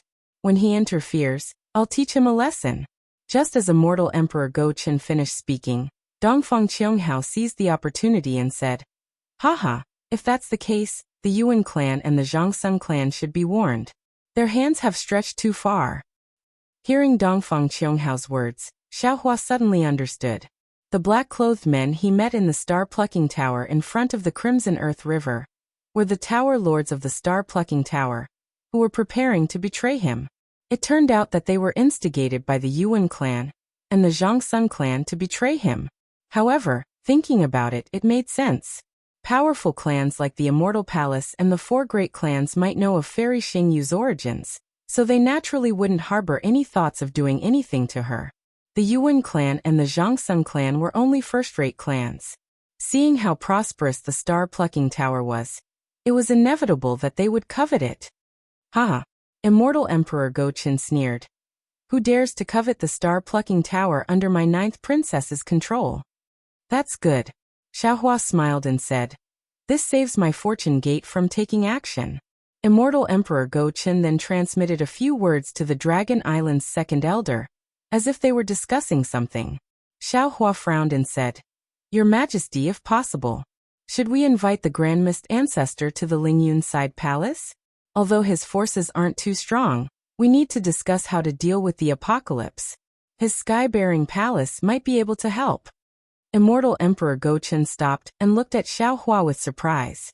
He smiled and said, Master Xiaolei, could it be that you think the jade pupil that brat Grand Mist Ancestor took out is his true strength? Xiaohua shrugged, his face indifferent as he replied, Then how much strength you bring out has nothing to do with this Xiao. This Xiao doesn't put him in my eyes at all. This Xiao only feels that. Everyone is responsible for the rise and fall of a country. He should also bear some responsibility for the survival of the 3 continents. Moreover, he is still a member of my Dao Gate and is this Xiao's senior. This Xiao feels that he has the qualifications to stand here. Good. The Golden Rock cheered. Master Xiaolong, it seems like you are still the Master Xiao in this sage's eyes. You are not the kind of person who forgets his friends for a girl. Forgets his friends for a girl? Xiaohua didn't know whether to laugh or cry. He looked at the Golden Rock and said, Sage Peng, is this Xiao so unbearable? How can you not be? The Golden Rock shouted. Old Go Chen is Master Lei and stuffed his daughter into your arms. You even helped him escape from the Longevity Town. How can you say? Cough cough. Without waiting for the Golden Rock to finish, Dongfang Qianghao coughed twice and said, Sage Peng, the past is the past. Don't mention it again. Huh. The Golden Rock laughed and shouted. Indeed, indeed. If this sage was suppressed, he would definitely kill all his enemies after escaping. Then he would enter the Great Sage Hall openly. However, the human race is a little strange. Look at that brat Hong Meng. Back then he was played by us until he was. Now that he has escaped, he doesn't repent and keeps coming here. Do you think he's tired of living? Could it be that he wants to be stuffed into the eye of the sea? Sage Peng is wrong, Aoe said with a smile. There was indeed a reason why I didn't kill him back then. Today, Hong Meng dared to come to the Lingyun Side Hall. Naturally, he has something to rely on. Isn't it just that his strength has reached the peak of the 3 continents? The Golden Rock sneered. If I'm not happy, I will still kill him. The Yin Yang Illustration Handbook. The mystic armored pentagram smiled bitterly. Sage Peng, have you forgotten about this treasure? This brat Hong Meng can be considered a genius. He actually refined the treasure that suppressed him. Now even if you want to kill him, it won't be easy. There's also Xiao Longsher. Ao Qian, the lord of the East Sea Dragon Palace, said with a smile. This brat Hong Meng has a good idea. He and Xiao Longshe are both from the human Dao sect. As long as Xiao Longshe is here, Xiao Longshe will definitely not let anyone touch him. Furthermore, I am certain that the disciples of the Sky-Bearing Palace Hall have already been sent to every corner of the hidden immortal continent. If anything happens to Hong Meng, if news of Xiao Longshe colluding with Immortal Emperor Go Chun and working together to kill the cultivators of the Dao sect will definitely spread. Plus, with the matter of Xiao Longshe and Princess Zixia, who won't believe this rumor?